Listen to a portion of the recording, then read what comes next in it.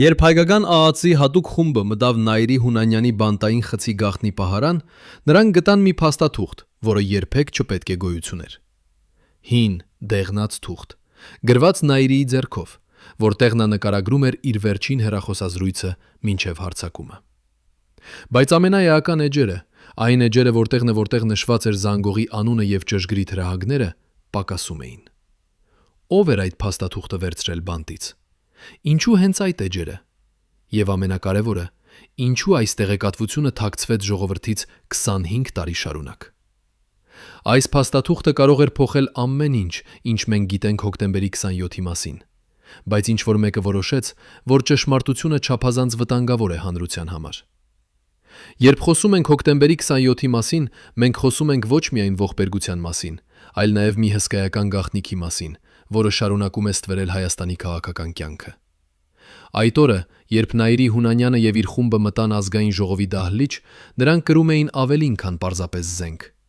Նրանք կրում էին հրահանգներ, որոնք ստացել էին ինչ-որ մեկից, ով երբեք չի հայտնվել դատարանում։ Վկաները, ովքեր այդ օրը աշխատում էին պարլամենտում, հիշում են մի տարօրինակ մանրամասն։ Նայիրին մի քանի անգամ դուրս էր գալիս շենքից եւ խոսում էր հեռախոսով։ Ում հետ էր նա խոսում։ Ինչու այդ զանգերի մասին տեղեկությունները երբեք չհայտնվեցին պաշտոնական քննության նյութերում։ Եվ ամենակարևորը,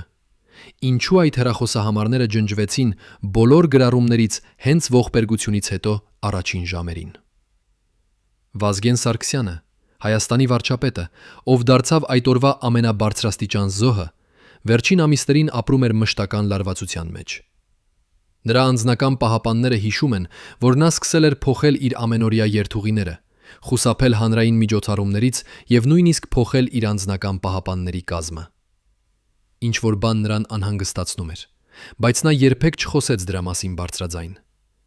Նրա մոտակա օղակի մարդիկ նկատել էին, որ վերջին շաբաթներին Վազգենը ստանում էր գաղտնի զանգեր, հեռախոսներով, որոնք չէին գրանցված պաշտոնական համակարգերում։ Այդ զանգերից հետո նա դառնում էր լուռ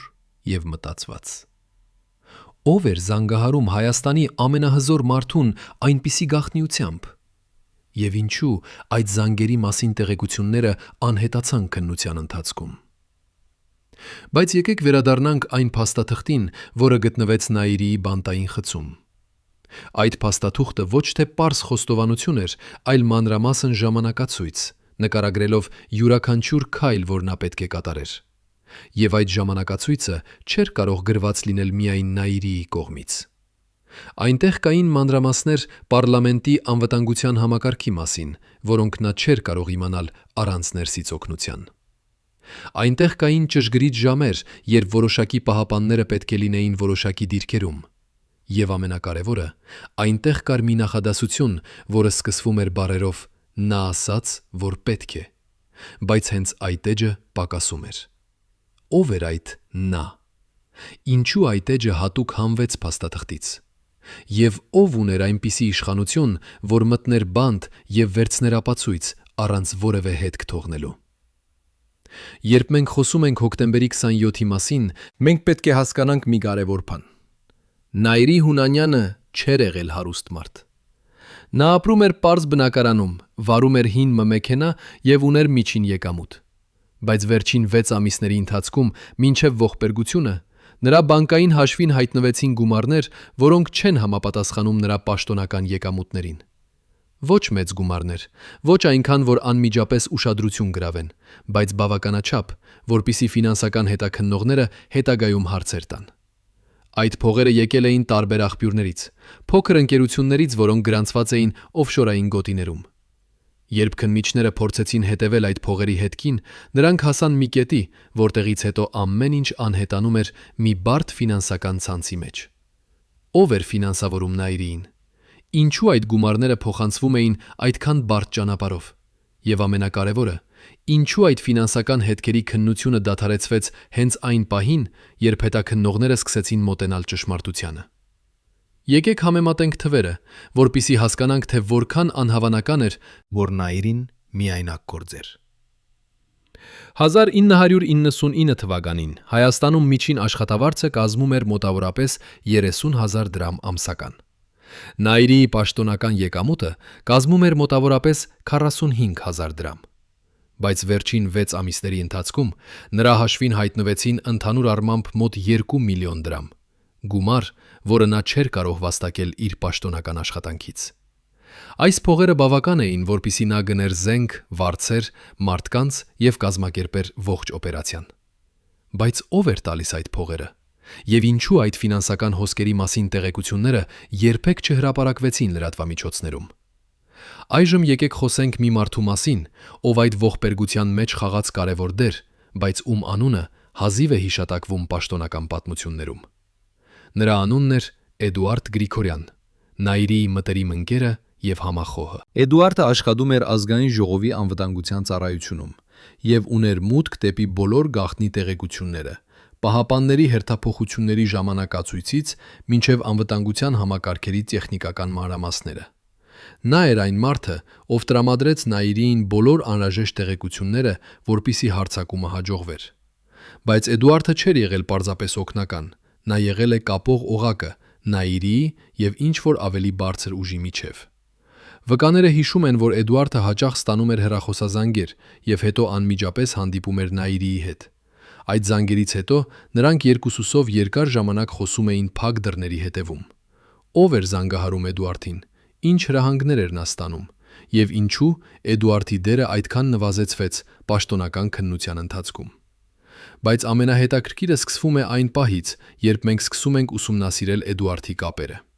Նա ուներ եղբայր, ով ապրում էր Մոսկվայում և աշխատում էր ռուսական հատուկ ծառայություններում։ Այդ եղբայրը հաճախ այցելում էր Երևան և հանդիպում էր Էդուարդի հետ։ Այդ հանդիպումների մասին տեղեկությունները գրանցված էին Հայաստանի անվտանգության ծառայությունների արխիվներում, բայց հետագայում այդ գրառումները ջնջվեցին։ Ով հրամայեց ջնջել այդ տեղեկությունները։ Ինչու Էդուարդի եղբոր կապերը ռուսական հատուկ ծառայությունների հետ դարձան այդքան զգայուն թեմա։ Եվ ամենակարևորը, արդյոք այդ եղբայրը եղել է այն կապող օղակը, որի միջոցով արտաքին ուժերը կապ էին պահպանում Նաիրիի հետ։ Հիմա պատկերացրեք, որ դուք եք Վազգեն Սարգսյանը, Հայաստանի ամենահզոր մարդը, ով վերահսկում է բանակը, անվտանգության ծառայությունները և ունի անմիջական կապ Մոսկվայի հետ։ Դուք գիտեք, որ ինչ-որ բան սխալ է։ Դուք ստանում եք գաղտնի զանգեր, որոնք ձեզ զգուշացնում են։ Դուք նկատում եք, որ ձեր մոտակա օղակի մարդիկ սկսում են տարօրինակ վարվել։ Բայց դուք չեք կարող բարձրաձայն խոսել, որովհետև դուք չգիտեք, թե ում կարող եք վստահել։ Եվ հետո, մի օր, դուք հասկանում եք, որ ամեն ինչ արդեն ուշ է։ Վազգենի անձնական օրագիրը, որը գտնվեց նրա գրասենյակում ողբերգությունից հետո, պարունակում էր մի նշում, որը գրված էր հենց հոկտեմբերի 26-ին, մեկ օր առաջ։ Այդ նշումը ասում էր. պետք է խոսել Ռոբերտի հետ վաղը առավոտյան, շատ կարևոր է։ Բայց այդ զրույցը երբեք չկայացավ, որովհետև հաջորդ օրը Վազգենը սպանվեց։ Ով էր Ռոբերտը։ Ինչի մասին էր ուզում խոսել Վազգենը։ Եվ արդյոք այդ զրույցը կարող էր կանխել ողբերգությունը։ Բայց եկեք վերադառնանք այն փաստաթղթին, որը գտնվեց Նաիրիի բանտային խցում։ Այդ փաստաթուղթը ոչ միայն նկարագրում էր հարձակման պլանը, այլ նաև պարունակում էր մի հատված, որը խոսում էր վերջնական նպատակի մասին։ Նաիրին գրել էր, որ հարձակումը ոչ միայն պետք է վերացներ Վազգեն Սարգսյանին, այլ նաև ստեղծեր քաղաքական ճգնաժամ, որը թույլ կտար նրանց վերահսկել իրավիճակը։ Ով էին այդ նրանք։ Ինչպիսին էր այդ վերահսկողությունը։ Եվ ինչու այս հատվածը հատուկ ընդգծված էր կարմիր մարկերով, կարծես որ ինչ-որ մեկը կուզում էր հատուկ ուշադրություն դարձնել դրան, բայց հետո որոշեց, որ ավելի լավ է այն ամբողջությամբ հեռացնել։ Երբ մենք վերլուծում ենք հոկտեմբերի 27-ի իրադարձությունները, մենք պետք է հասկանանք, որ այդ օրը սպանվեցին ոչ միայն Վազգեն Սարգսյանը և Գարեն Դեմիրճյանը, այլ նաև Հայաստանի քաղաքական համակարգի մի ամբողջ սերունդ։ Այդ օրը սպանվեցին 8 մարդ, յուրաքանչյուրը հանրապետության քաղաքական կյանքի կարևոր դեմք։ Բայց ամենահետաքրքիրը այն է, որ այդ 8 մարդիկ ներկայացնում էին երկու տարբեր քաղաքական ճամբարներ, որոնք այդ պահին գտնվում էին սուր հակամարտության մեջ։ Մի կողմում էր Վազգեն Սարգսյանի խումբը, մյուս կողմում Կարեն Դեմիրճյանի խումբը։ Նրանք մրցում էին իշխանության համար, բայց այդ օրը նրանք բոլորը դարձան մի նույն ողբերգության զոհեր։ Արդյոք դա պատահական էր։ Թե ինչ-որ մեկը հատուկ ընտրեց այդ պահը, երբ երկու ճամբարների առաջնորդները գտնվում էին մի տեղում, որպիսի մեկ հարվածով վերացնի երկուսին էլ։ Եվ այստեղ մենք հասնում ենք ամենակարևոր հարցին. ո՞վ օգտվեց այդ ողբերգությունից։ Ո՞վ էր այն մարդը կամ խումբը, որը ստացավ իշխանություն Վազգենի և Կարենի մահից հետո։ Եթե մենք նայենք քաղաքական քարտեզին հոկտեմբերի 27-ից հետո, մենք կտեսնենք, որ իշխանությունը անցավ այն մարդկանց ձեռքը, ովքեր մինչ այդ գտնվում էին երկրորդ պլանում։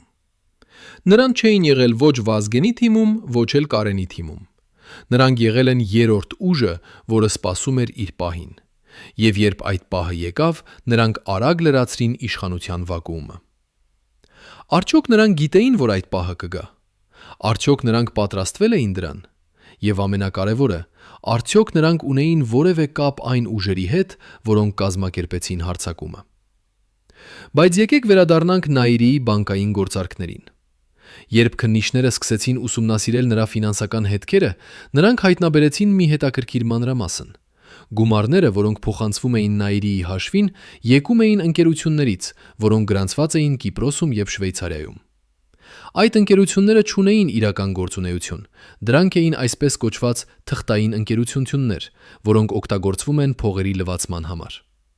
Բայց ամենահետաքրքիրը այն է, որ այդ ընկերությունների հիմնադիրները եղել են մարդիկ, ովքեր ունեին կապեր ռուսական և ամերիկյան հատուկ ծառայությունների հետ։ Ինչպես կարող էր Նաիրին, պարզ լրագրողը, ունենալ գաբեր այդպիսի մարդկանց հետ։ Ով էր ներկայացրել նրան այդ մարդկանց։ Եվ ինչու այդ կապերի մասին տեղեկությունները երբեք չհրապարակվեցին։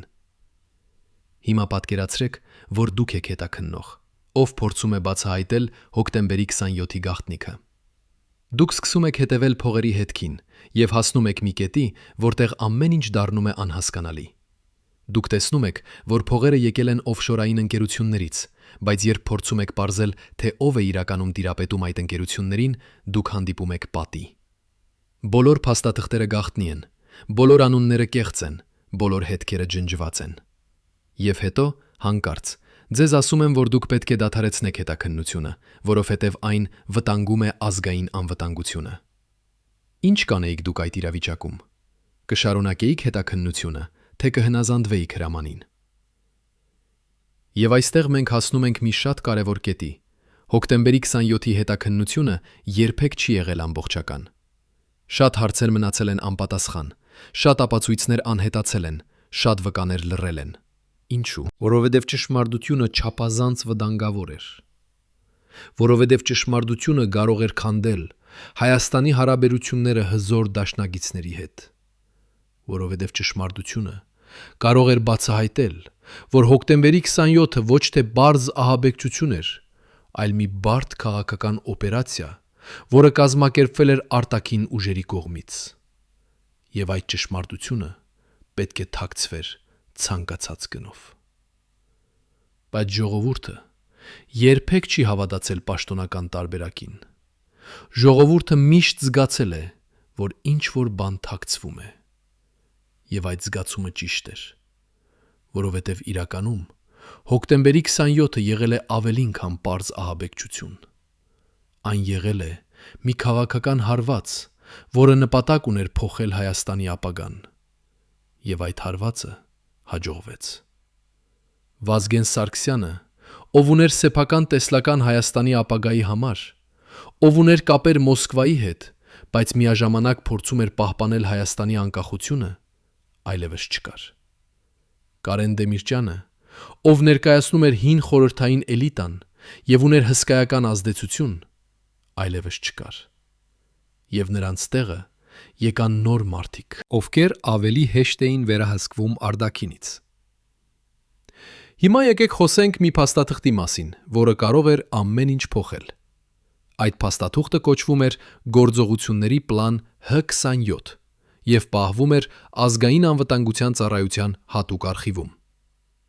Այդ փաստաթուղթը պարունակում էր մանրամասն տեղեկություններ այն մասին, թե ինչպես պետք է գործեր անվտանգության ծառայությունը ազգային ժողովի վրա հարձակման դեպքում։ Այնտեղ նշված էին բոլոր անհրաժեշտ քայլերը, պահապանների տեղաբաշխումից մինչև էվակուացիայի ճանապարհները։ Բայց ամենահետաքրքիրը այն է, որ այդ փաստաթուղթը կազմվել էր ընդամենը 3 ամիս առաջ, հոկտեմբերի 27-ից։ Ո՞վ էր պատվիրել այդ փաստաթղթի կազմումը։ Ինչու հենց այդ պահին։ Եվ ամենակարևորը, ինչու այդ փաստաթուղթը չի օգտագործվել հոկտեմբերի 27-ին, երբ իրականում կանում տեղի ունեցավ հարձակում։ Վկաները, ովքեր այդ օրը աշխատում էին ազգային ժողովում, հիշում են մի տարօրինակ մանրամասն։ Երբ սկսվեց կրակոցը, պահապանները չգիտեին, թե ինչ անել։ Նրանք չունեին հստակ հրահանգներ, չգիտեին, թե ում պետք է պաշտպանեն առաջին հերթին։ Չգիտեին, թե որտեղ են էվակուացիայի ելքերը։ Կարծես որ նրանք երբեք չէին պատրաստվել այդպիսի իրավիճակի։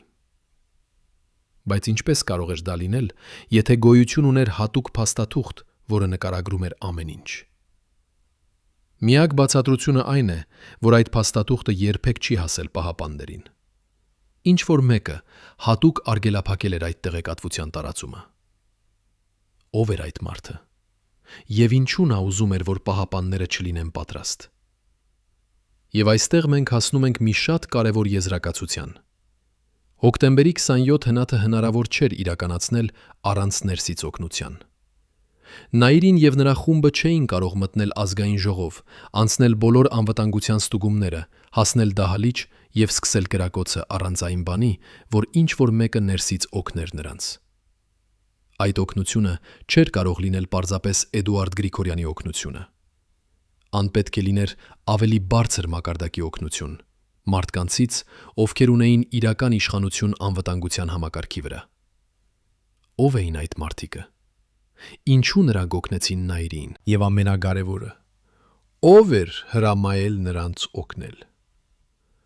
Երբ մենք վերլուծում ենք հոկտեմբերի 27-ի իրադարձությունները, մենք պետք է նաև նայենք միջազգային համատեքստին։ 1999 թվականը շատ կարևոր տարի էր ամբողջ հետխորհրդային տարածքի համար։ Ռուսաստանը փորձում էր վերականգնել իր ազդեցությունը նախկին խորհրդային հանրապետությունների վրա։ Արևմուտքը փորձում էր ընդլայնել իր ազդեցությունը այդ տարածաշրջանում։ Եվ Հայաստանը գտնվում էր այդ երկու ուժերի միջև։ Վազգեն Սարգսյանը փորձում էր վարել հավասարակշռված քաղաքականություն, պահպանելով լավ հարաբերություններ Ռուսաստանի հետ, բայց միաժամանակ զարգացնելով կապեր Արևմուտքի հետ։ Այդ քաղաքականությունը դուր չէր գալիս ոչ Մոսկվային, ոչ էլ Վաշինգտոնին։ Երկուսն էլ ուզում էին, որ Հայաստանը ընտրեր մեկ կողմը։ Եվ երբ Վազգենը հրաժարվեց ընտրել, նա դարձավ խնդիր երկու կողմերի համար էլ։ Հիմա պատկերացրեք, որ դուք եք Մոսկվայի կամ Վաշինգտոնի հատուկ ծառայությունների ղեկավար։ Դուք տեսնում եք, որ Հայաստանի վարչապետը վարում է քաղաքականություն, որը չի համապատասխանում ձեր շահերին։ Դուք փորձում եք ճնշում գործադրել նրա վրա, բայց նա չի հնազանդվում։ Ինչ կանեիք դուք այդ իրավիճակում։ Կսպասեիք, թե կփորձեիք գտնել այլ լուծում։ Եվ եթե այդ այլ լուծումը ներառեր Վազգենի վերացումը, արդյոք դուք կանեիք դա։ Պատմությունը լի է օրինակներով, երբ հատուկ ծառայությունները վերացրել են քաղաքական գործիչների, ովքեր խանգարում էին նրանց պլաններին։ Արդյոք Վազգեն Սարգսյանը դարձավ այդպիսի օրինակ։ Բայց եկեք վերադառնանք այն գաղտնի զանգին, որի մասին խոսում էին վկաները։ Այդ զանգը կատարվել էր Նաիրիին հոկտեմբերի 26-ի երեկոյան, ընդամենը մի քանի ժամ առաջ հարձակումից։ Վկաները, ովքեր այդ պահին գտնվում էին Նաիրիի մոտ, հիշում են, որ նա ստացավ զանգ, դուրս եկավ սենյակից եւ խոսեց մոտ 15 րոպե։ Երբ նա վերադարձավ, նրա դեմքը լարված էր, բայց միաժամանակ վճռական։ Նա ասաց իր ընկերներին. «Վաղը ամեն ինչ կփոխվի»։ Ո՞վ էր զանգահարել նրան։ Ինչ էր ասվել այդ զրույցի ընթացքում։ Եվ ինչու այդ զանգի մասին տեղեկությունները երբեք չհայտնվեցին հետաքննության նյութերում։ Երբ քննիչները փորձեցին վերականգնել Նաիրիի հեռախոսազանգերի պատմությունը, նրանք հայտնաբերեցին, որ հոկտեմբերի 26-ի երեկոյան գրառումները ջնջված էին։ Ոչ միայն Նաիրիի հեռախոսից, այլ նաև հեռախոսային ընկերության սերվերներից։ Այդպիսի ջնջում հնարավոր է միայն այն դեպքում, եթե ունես շատ բարձր մակարդակի մուտք համակարգ։ Սովորական հաքերը չէր կարող անել դա։ Այն պետք է լիներ ինչ-որ մեկը, ով ուներ պաշտոնական լիազորություններ։ Ո՞վ էր այդ մարդը։ Ինչու նա ջնջեց այդ գրառումները։ Եվ ամենակարևորը, ինչ էր թաքցնում այդ զանգը։ Եվ այստեղ մենք հասնում ենք մի շատ կարևոր կետի։ Հոկտեմբերի 27-ի հետաքննությունը սկսվեց շատ արագ, բայց նույնքան արագ էլ դադարեցվեց։ Առաջին օրերին քննիչները հավաքեցին հսկայական քանակությամբ ապացույցներ, փաստաթղթեր, վկայություններ, տեսագրություններ, Բայց հետո հանկարծ հետաքննությունը սկսեց նեղանալ։ Որոշ ուղղություններ փակվեցին, որոշ վկաներ լռեցին, որոշ ապացույցներ անհետացան։ Ինչու՞։ Որովհետև հետաքննությունը սկսեց մոտենալ այն ճշմարտությանը, որը պետք է թաքցվեր։ Եվ երբ դա տեղի ունեցավ, ինչ որ մեկը որոշեց, որ բավական է։ Հիմա պատկերացրեք, որ դուք եք քննիչ, ով աշխատում է հոկտեմբերի 27-ի գործով։ Դուք սկսում եք հասկանալ, որ այս գործը ավելին է, քան պարզ ահաբեկչություն։ Դուք տեսնում եք կապեր արտաքին ուժերի հետ, տեսնում եք ֆինանսական հետքեր, որոնք տանում են օֆշորային ընկերություններ, տեսնում եք, որ ներսից օգնություն է եղել։ Բայց հետո ձեզ ասում են, որ դուք պետք է կենտրոնանաք միայն Նաիրիի եւ նրա խմբի վրա։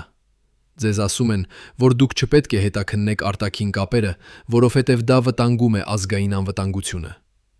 Ինչ կանեիք դուք այդ իրավիճակում։ Կհնազանդվեիք, թե կփորձեիք շարունակել հետաքննությունը գաղտնի։ Եվ այստեղ մենք հասնում ենք մի շատ կարևոր հարցի. ով իրականում վերահսկում էր հոկտեմբերի 27-ի հետաքննությունը։ Պաշտոնապես հետաքննությունը նվարում էր Հայաստանի գլխավոր դատախազությունը, բայց իրականում որոշումները կայացվում էին ավելի բարձր մակարդակում։ Նախագահի աշխատակազմից, անվտանգության ծառայություններից եւ հնարավոր է նույնիսկ արտաքինից։ Քննիչները, ովքեր աշխատում էին գործի վրա, հիշում են, որ նրանք հաճախ ստանում էին հրահանգներ, որոնք չէին գալիս նրանց անմիջական ղեկավարներից։ Ով էր տալիս այդ հրահանգները։ Ինչու քննիչները չէին կարող ազատ աշխատել։ Եվ ամենակարևորը, ինչ էր թաքցվում այդ վերահսկողության հետևում։ Բայց եկեք խոսենք նաև մի այլ կարևոր ասպեկտի մասին։ Հոկտեմբերի 27-ից հետո Հայաստանի քաղաքական համակարգը ամբողջությամբ փոխվեց։ Նոր մարդիկ եկան իշխանության, նոր դաշինքներ ձևավորվեցին, նոր քաղաքականություն սկսվեց։ Եվ այդ բոլոր փոփոխությունները օգտակար էին որոշակի արտաքին ուժերի համար։ Ռուսաստանը ստացավ ավելի մեծ ազդեցություն Հայաստանի վրա։ Արևմուտքը ստացավ նոր հնարավորություններ։ Եվ Հայաստանը կորցրեց իր անկախության մի մասը։ Արդյոք դա պատահական էր, թե դա էր հենց այն նպատակը, որի համար կազմակերպվեց հոկտեմբերի 27-ը։ Հիմա եկեք վերադառնանք այն փաստաթղթին, որը գտնվեց Նաիրիի բանտային խցում եւ որի էական էջերը պակասում էին։ Այդ փաստաթուղթը ոչ միայն նկարագրում էր հարձակման պլանը, այլ նաեւ պարունակում էր մի հատված, որը խոսում էր վերջնական նպատակի մասին։ Նաիրին գրել էր, որ հարձակումը պետք է ստեղծեր քաղաքական ճգնաժամ, որը թույլ կտար նրանց վերահսկել իրավիճակը։ Բայց ով էին այդ նրանք։ Եթե մենք նայենք, թե ով օգտվեց հոկտեմբերի 27-ից, մենք կտեսնենք պատասխանը։ Այդ նրանք էին այն ուժերը, որոնք ուզում էին վերահսկել Հայաստանը, որոնք ուզում էին, որ Հայաստանը դառնա ավելի կախյալ, ավելի հնազանդ, եւ նրանք հասան իրենց նպատակին։ Բայց ամենակարևոր հարցը մնում է անպատասխան։ Ով էր զանգահարել Նաիրիին հոկտեմբերի 26-ի երեկոյան։ Ով էր այն մարդը, ով տվեց վերջնական հրամանը։ Ով էր այն մարդը, ում անունը գրված էր այն կորած էջերում։ Այդ անունը կարող էր ամեն ինչ փոխել։ Այդ անունը կարող էր բացահայտել ամբողջ ճշմարտությունը։ Բայց այդ անունը թաքցվեց։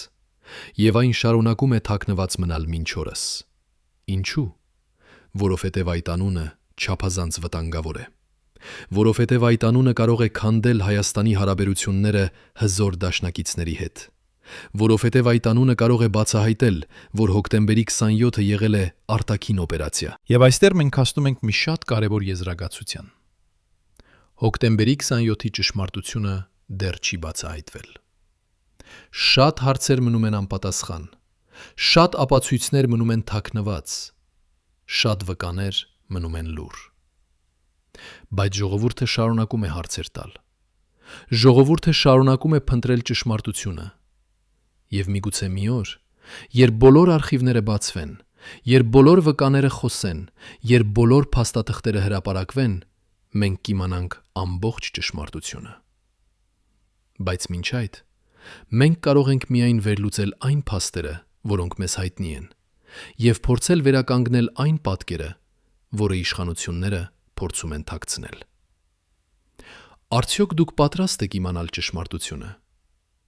Արդյոք դուք պատրաստ եք ընդունել, որ հոկտեմբերի 27-ը եղել է ավելին, քան պարզ ահաբեկչություն։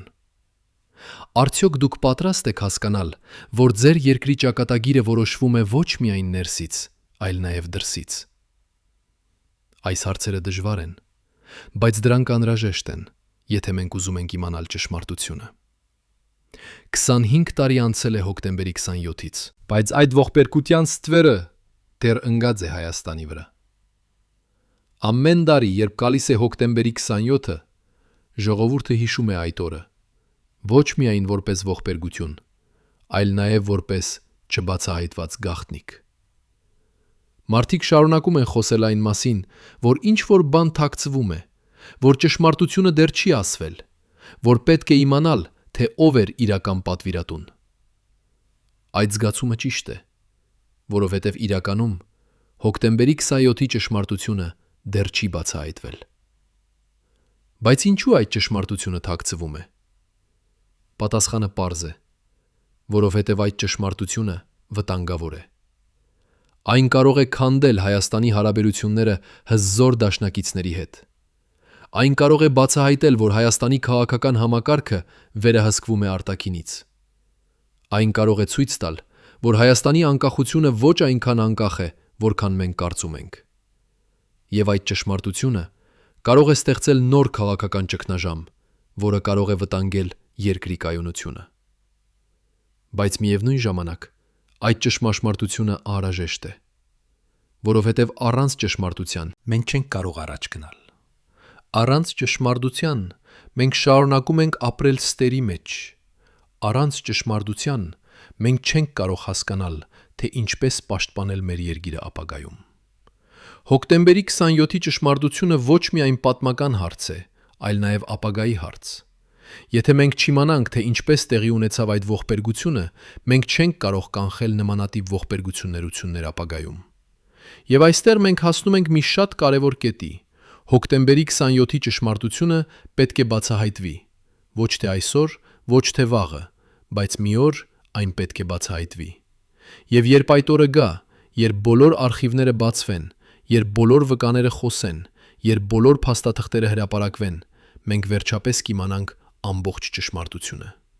Մենք կիմանանք, թե ով էր զանգահարել Նայիրիին հոկտեմբերի 26-ի երեկոյան։ Մենք կիմանանք, թե ում անունն էր գրված այն կորած էջերում։ Մենք կիմանանք, թե ով էր իրական պատվիրատուն։ Բայց մինչ այդ օրը գա, մենք պետք է շարունակենք հարցեր տալ։ Մենք պետք է շարունակենք փնտրել ճշմարտությունը։ Մենք պետք է շարունակենք պահանջել, որ իշխանությունները բացահայտեն այն, ինչ նրանք գիտեն։ Որովհետև հոկտեմբերի 27-ի զոհերը արժանի են ճշմարտությանը։ Հայաստանի ժողովուրդը արժանի է ճշմարտությանը։ Եվ պատմությունը արժանի է ճշմարտությանը։ Հիմա պատկերացրեք, որ դուք եք մի մարդ, ով ապրել է հոկտեմբերի 27-ը։ Դուք տեսել եք այդ ողբերգությունը ձեր սեփական աչքերով։ Դուք կորցրել եք մարդկանց, ում սիրում էիք։ Դուք տեսել եք, թե ինչպես ձեր երկիրը փոխվեց մի օրում։ Եվ հիմա, 25 տարի անց, դուք դեռ չգիտեք ճշմարտությունը։ Դուք դեռ չգիտեք, թե ինչու տեղի ունեցավ այդ ողբերգությունը։ Դուք դեռ չգիտեք, թե ով էր իրական պատվիրատուն։ Ինչպիսին է այդ զգացումը։ Ինչպիսին է ապրել անորոշության մեջ։ Ինչպիսին է չիմանալ ճշմարտությունը։ Եվ այստեղ մենք հասնում ենք մի շատ կարևոր հարցի։ Արդյոք մենք երբևէ կիմանանք ամբողջ ճշմարտությունը։ Արդյոք այն մարդիկը, ովքեր գիտեն ճշմարտությունը, երբևէ կխոսեն։ Արդյոք այն փաստաթղթերը, որոնք պարունակում են ճշմարտությունը, երբևէ կհրապարակվեն են։ Այս հարցերը դժվար են, եւ պատասխանները անորոշ են։ Բայց մի բան հստակ է։ Մենք պետք է շարունակենք փնտրել։ Մենք պետք է շարունակենք հարցեր տալ։ Մենք պետք է շարունակենք պահանջել ճշմարտությունը, որովհետև միայն ճշմարտությունը կարող է բերել արդարություն։ Միայն ճշմարտությունը կարող է բերել փակում։ Միայն ճշմարտությունը կարող է թույլ տալ մեզ առաջ գնալ։ Հոկտեմբերի 27-ը եղել է Հայաստանի պատմության ամենամութ օրերից մեկը, բայց այն նաև կարող է դառնալ մի օր, երբ ճշմարտությունը վերջապես բացահայտվի, երբ մենք վերջապես կիմանանք, թե ինչու տեղի ունեցավ այդ ողբերգությունը, երբ մենք վերջապես կիմանանք, թե ով էր իրական պատվիրատուն։ Եվ երբ այդ օրը գա, Հայաստանը վերջապես կկարողանա փակել այդ մութ էջը իր պատմության մեջ եւ առաջ գնալ դեպի ավելի լուսավոր ապագա։ Բայց մինչ այդ օրը գա, մենք պետք է հիշենք, հոկտեմբերի 27-ի զոհերին։ Մենք պետք է հիշենք Վազգեն Սարգսյանին, Կարեն Դեմիրճյանին եւ բոլոր այն մարդկանց, ովքեր կորցրին իրենց կյանքը այդ օրը։ Մենք պետք է հիշենք նրանց ոչ միայն որպես զոհեր, այլ նաև որպես խորհրդանիշներ։ Խորհրդանիշներ այն ճշմարտության, որը դեռ պետք է բացահայտվի։ Եվ մենք պետք է խոստանանք, որ մենք երբեք չենք դադարի փնտրել այդ ճշմարտությունը, որքան էլ դժվար լինի, որքան էլ վտանգավոր լինի, որքան էլ երկար տևի։ Արդյոք դուք պատրաստ եք միանալ այդ որոնմանը։ Արդյոք դուք պատրաստ եք պահանջել ճշմարտությունը։ Արդյոք դուք պատրաստ եք կանգնել հոկտեմբերի 27-ի զոհերի կողքին եւ ասել. մենք ուզում ենք իմանալ ճշմարտությունը։ Եթե այո, ապա մենք միասին կարող ենք փոխել պատմությունը։ Մենք միասին կարող ենք բացահայտել այն, ինչ թաքցվել է 25 տարի։ Մենք միասին կարող ենք բերել արդարություն հոկտեմբերի 27-ի զոհերին։ Երբ Նաիրի Հունանյանի պաշտպանության փաստաբանը առաջին անգամ մտավ բանտ հանդիպելու իր հաճախորդի հետ, նա սպասում էր տեսնել կոտրված մարդու, ով պատրաստ է խոստովանել ամեն ինչ։ Բայց փոխարենը նա տեսավ ինչ-որ այլ բան։ Մարդու, ով խոսում էր հանգիստ, վստահ, կարծես նա գիտեր ինչ-որ բան, ինչ ուրիշները չգիտեին։ Նաիրին ասաց փաստաբանին. «Ես չեմ վախենում մահից, որովհետև ես գիտեմ, որ ճշմարտությունը մի օր կբացահայտվի։ Եվ երբ դա տեղի ունենա, բոլորը կհասկանան, որ ես եղել եմ միայն գործիք»։ Փաստաբանը հարցրեց. «Ում գործիք»։ Նաիրին լուր նայեց նրան մի քանի վայրկյան, հետո ասաց. «Այն մարդկանց, ում անունները դուք երբեք չեք լսի դատարանում»։ Այդ զրույցից հետո փաստաբանը փորձեց ավելի շատ բան իմանալ, բայց Նաիրին այլևս չխոսեց։ Նա պարզապես նստեց լուր, նայելով պատուհանից դուրս, կարծես սպասելով ինչ-որ բանի։ Ինչ էր նա սպասում։ Ում էր նա սպասում։ Եվ ինչու նա այդքան վստահ էր, որ ճշմարտությունը մի օր կբացահայտվի։ Արդյոք նա ուներ ապացույցներ, որոնք մենք դեռ չգիտենք։ Արդյոք նա թողել էր ինչ-որ հետք, որը մի օր կբացահայտի ամեն ինչ։ Այդ փաստաբանը, ով այժմ ապրում է արտերկրում եւ խոսում է միայն անանուն պայմաններով, հիշում է մի այլ տարօրինակ մանրամասն։ Նաիրի բանտային խցում կար մի փոքրիկ տետրակ, որտեղ նա ամեն օր գրում էր ինչ-որ բան։ Փաստաբանը երբեք չկարողացավ կարդալ այդ տետրակը, որովհետև Նաիրին միշտ թաքցնում էր այն, երբ ինչ-որ մեկը մտնում էր խցի մեջ։ Բայց մի անգամ, երբ փաստաբանը անսպասելի եկավ, նա տեսավ մի էջ, որտեղ գրված էր. «Նրանք խոստացան, որ իմ ընտանիքը անվտանգ կլինի, եթե ես լռեմ, բայց ես գիտեմ, որ նրանք ստում են։ Ես պետք է թողնեմ ինչ-որ բան,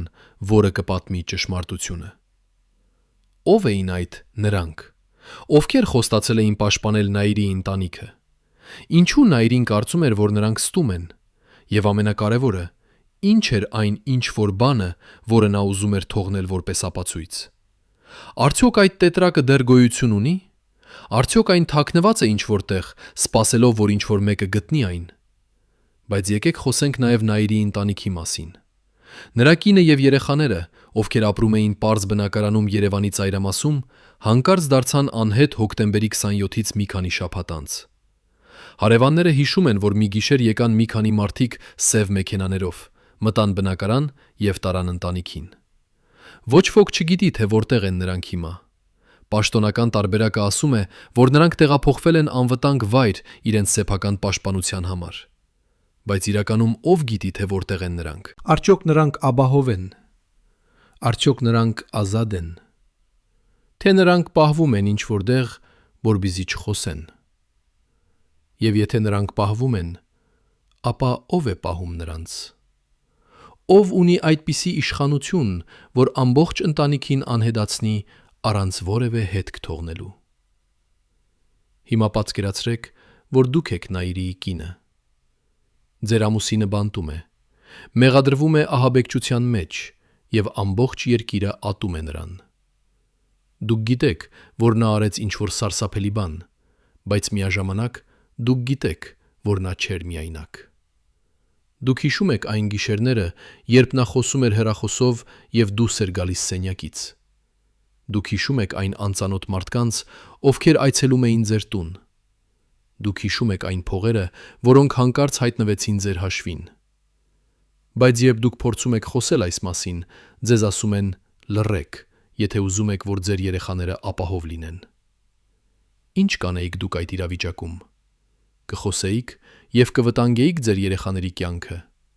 թե կլռեիք և կապրեիք այդ ճշմարտության հետ ամբողջ կյանքը։ Եվ այստեղ մենք հասնում ենք մի շատ կարևոր կետի։ Հոկտեմբերի 27-ի ճշմարտությունը թաքնված է ոչ միայն պաշտոնական արխիվներում,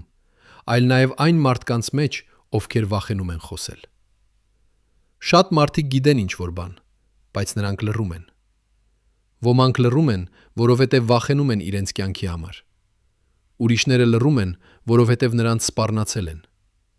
Եվ կան նաև նրանք, ովքեր լռում են, որովհետև նրանք ինքնին ներգրավված են եղել այդ գործում և չեն ուզում, որ ճշմարտությունը բացահայտվի։ Բայց ամեն մի լռություն ավելի է խորացնում գաղտնիքը։ Ամեն մի լռություն ավելի է հեռացնում մեզ ճշմարտությունից։ Եվ ամեն մի լռություն ավելի է դժվարացնում արդարության հասնելը։ Բայց եկեք վերադառնանք այն փաստաթղթին, որը գտնվեց Նաիրիի բանտային խցում և որի էական էջերը պակասում էին։ Ո՞վ էր այն մարդը, ով մտավ բանտ և վերցրեց այդ էջերը։ Ինչպես նա կարողացավ անել դա առանց որևէ հետք թողնելու։ Եվ ամենակարևորը, ինչու հենց այդ էջերը։ Պատասխանը պարզ է։ Այդ էջերը պարունակում էին տեղեկություններ, որոնք չպետք է հրապարակվեին։ Այդ էջերը պարունակում էին անուններ, որոնք չպետք է հայտնի դառնային։ Այդ էջերը պարունակում էին ապացույցներ, որոնք կարող էին քանդել ամբողջ պաշտոնական տարբերակը։ Եվ ինչ-որ մեկը որոշեց, որ ավելի լավ է այդ էջերը ամբողջությամբ վերացնել, քան թույլ տալ, որ դրանք հասնեն հանրությանը։ Հիմա եկեք խոսենք մի մարդու մասին, ով կարող էր ունենալ մուտք դեպի այդ փաստաթուղթը։ Նրա անունն էր Արմեն Սարգսյան, բարձրաստիճան պաշտոնյա ազգային անվտանգության ծառայությունում։ Արմենը ուներ մուտք դեպի բոլոր բախտնի փաստաթղթերը, ներառյալ այն փաստաթղթերը, որոնք պահվում էին բանտերում։ Նա նաև ուներ կապեր արտաքին հատուկ ծառայությունների հետ, հատկապես ռուսական ՖՍԲ-ի հետ։ Վկաները հիշում են, որ Արմենը հաճախ ճանապարհորդում էր Մոսկվա և հանդիպում էր բարձրաստիճան պաշտոնյաների հետ։ Այդ հանդիպումների մասին տեղեկությունները գրանցված էին ծառայության արխիվներում, բայց հետագայում այդ գրառումները ջնջվեցին։ Ո՞վ հրամայեց ջնջել այդ տեղեկությունները։ Ինչու Արմենի կապերը Մոսկվայի հետ դարձան այդքան զգայուն թեմա։ Եվ ամենակարևորը, արդյոք Արմենը եղել է այն մարդը, ով վերցրեց այդ էջերը Նաիրիի փաստաթղթից։ Բայց Արմենի պատմությունը դառնում է ավելի հետաքրքիր, երբ մենք սկսում ենք ուսումնասիրել նրա ֆինանսական գործարքները։ Հոկտեմբերի 27-ից մի քանի ամիս անց Արմենի բանկային հաշվին հայտնվեցին մեծ գումարներ, որոնք չեն համապատասխանում նրա պաշտոնական եկամուտներին։ Այդ փողերը եկել էին օֆշորային ընկերություններից, որոնք գրանցված էին Կիպրոսում և Շվեյցարիայում, նույն այն ընկերություններից, որոնք ֆինանսավորել էին Նաիրիին։ Արդյոք դա պատահական է։ Թե Արմենը եղել է մաս այն ցանցի, որը կազմակերպել էր հոկտեմբերի 27-ը։ Եվ եթե այո, ապա ինչ դեր է նա խաղացել այդ օպերացիայում։ Երբ քննիչները փորձեցին հետաքննել Արմենի ֆինանսական գործարքները, նրանք հանդիպեցին անսպասելի խոչընդոտների։ Նրանց ասվեց, որ Արմենի գործերը դասակարգված են որպես պետական գաղտնիք, և նրանք չունեն իրավունք մուտք գործել դրանք։ Երբ նրանք փորձեցին ստանալ դատական հրաման, նրանց ասվեց, որ այդ հետաքննությունը վտանգում է ազգային անվտանգությունը։ Եվ երբ նրանք փորձեցին շարունակել գաղտնի, նրանք ստացան սպառնալիքներ։ Ո՞վ էր պաշտպանում Արմենին։ Ինչու նրա գործերը այդքան զգայուն էին։ Եվ ամենակարևորը, ինչ էր թաքնվում այդ ֆինանսական գործարքների հետևում։ Հիմա պատկերացրեք, որ դուք եք քննիչ, ով փորձում է հետաքննել հոկտեմբերի 27-ի գործը։ Դուք սկսում եք հասկանալ, որ այս գործը ավելին է, քան պարզ ահաբեկչություն։ Դուք տեսնում եք կապեր արտաքին ուժերի հետ։ Տեսնում եք ֆինանսական հետքեր, որոնք տանում են օֆշորային ընկերություններ։ Տեսնում եք, որ բարձրաստիճան պաշտոնյաներ ներգրավված են։ Բայց հետո ձեզ ասում են, որ դուք պետք է դադարեցնեք հետաքննությունը։ Ձեզ ասում են, որ դուք վտանգում եք ազգային անվտանգությունը։ Ձեզ ասում են, որ եթե շարունակեք, դուք կկորցնեք ձեր աշխատանքը, ձեր ընտանիքը կվտանգվի։ Ինչ կանեիք դուք այդ իրավիճակում։ Կհնազանդվեիք եւ կլռեիք, թե կշարունակեիք եւ կվտանգեիք ամեն ինչ։ Եվ այստեղ մենք հասնում ենք մի շատ կարևոր եզրակացության։ Հոկտեմբերի 27-ի հետաքննությունը դադարեցվեց ոչ թե այն պատճառով, որ ճշմարտությունը բացահայտվել էր, այլ այն պատճառով, որ ճշմարտությունը չափազանց վտանգավոր էր։ Քննիչները, ովքեր աշխատում էին գործի վրա, հասան մի կետի, որտեղ նրանք սկսեցին հասկանալ, որ այս գործը ներառում է ավելին, քան պարզապես Նաիրիին եւ նրա խումբը։ Նրանք սկսեցին տեսնել կապեր արտաքին ուժերի հետ, սկսեցին տեսնել, որ բարձրաստիճան պաշտոնյաներ ներգրավված են։ Եվ երբ նրանք սկսեցին մոտենալ այդ ճշմարտությանը, նրանց ասվեց. բավական է։ Հետաքննությունը դադարեցվեց, գործը փակվեց եւ ճշմարտությունը թաքնվեց։ Բայց եկեք խոսենք նաեւ մի այլ կարևոր ասպեկտի մասին։ Հոկտեմբերի 27-ից հետո Հայաստանի բժշկական համակարգում տեղի ունեցավ մի տարօրինակ իրադարձություն։ Բոլոր այն բժիշկները, ովքեր բուժել էին Վազգեն Սարգսյանին վերջին տարիներին, հանկարծ լռեցին։ Նրանք հրաժարվեցին խոսել լրատվամիջոցների հետ, հրաժարվեցին տալ ցանկացած տեղեկություն Վազգենի առողջական վիճակի մասին։ Ինչու։ Ինչ էին նրանք գիտում, որ չէին ուզում ասել։ Արդյոք Վազգենը ունեցել է որևէ լուրջ հիվանդություն, որի մասին հանրությունը չգիտեր։ Արդյոք այդ հիվանդությունը կապված էր հոկտեմբերի 27-ի հետ։ Եվ ամենակարևորը, ինչու այդ բժիշկները վախենում էին խոսել։ Մի բժիշկ, ով այժմ ապրում է արտերկրում եւ խոսում է միայն անանուն պայմաններով, հիշում է մի տարօրինակ դեպք։ Հոկտեմբերի 27-ից մի քանի ամիս առաջ Վազգեն Սարգսյանը եկավ հատուկ բժշկական զննում, որը չէր գրանցված պաշտոնական փաստաթղթերում։ Այդ զննման ժամանակ բժիշկները հայտնաբերեցին ինչ-որ բան, որը նրանց շատ անհանգստացրեց։ Նրանք գտան նշաններ, որոնք ցույց էին տալիս, որ Վազգենը հնարավոր է ենթարկվել դանդաղ թունավորման։ Բժիշկները անմիջապես զեկուցեցին այս մասին Վազգենին եւ խորհուրդ տվեցին նրան անցնել ավելի մանրամասն հետազոտություններ։ Բայց Վազգենը հրաժարվեց։ Նա ասաց, որ նա գիտի, թե ինչ է կատարվում, եւ նա կվերահսկի իրավիճակը։ Բայց մի քանի ամիս անց նա սպանվեց։ Արդյոք այդ թունավորումը կապված էր հոկտեմբերի 27-ի հետ։ Արդյոք ինչ-որ մեկը փորձում էր թուլացնել Վազգենին նախապես։ Եվ ամենակարևորը, ով էր այդ մարդը։ Երբ այդ բժիշկը փորձեց զեկուցել այս մասին իրավապահ մարմիններին, հոկտեմբերի 27-ից հետո նրան ասվեց, որ նա պետք է լռի։ Նրան ասվեց, որ եթե նա խոսի այս մասին, նա կկորցնի իր բժշկական լիցենզիան եւ հնարավոր է նույնիսկ բան տնկնի պետական գաղտնիքի բացահայտման համար։ Բժիշկը վախեցավ եւ լռեց։ Բայց այդ գաղտնիքը շարունակում էր տանջել նրան։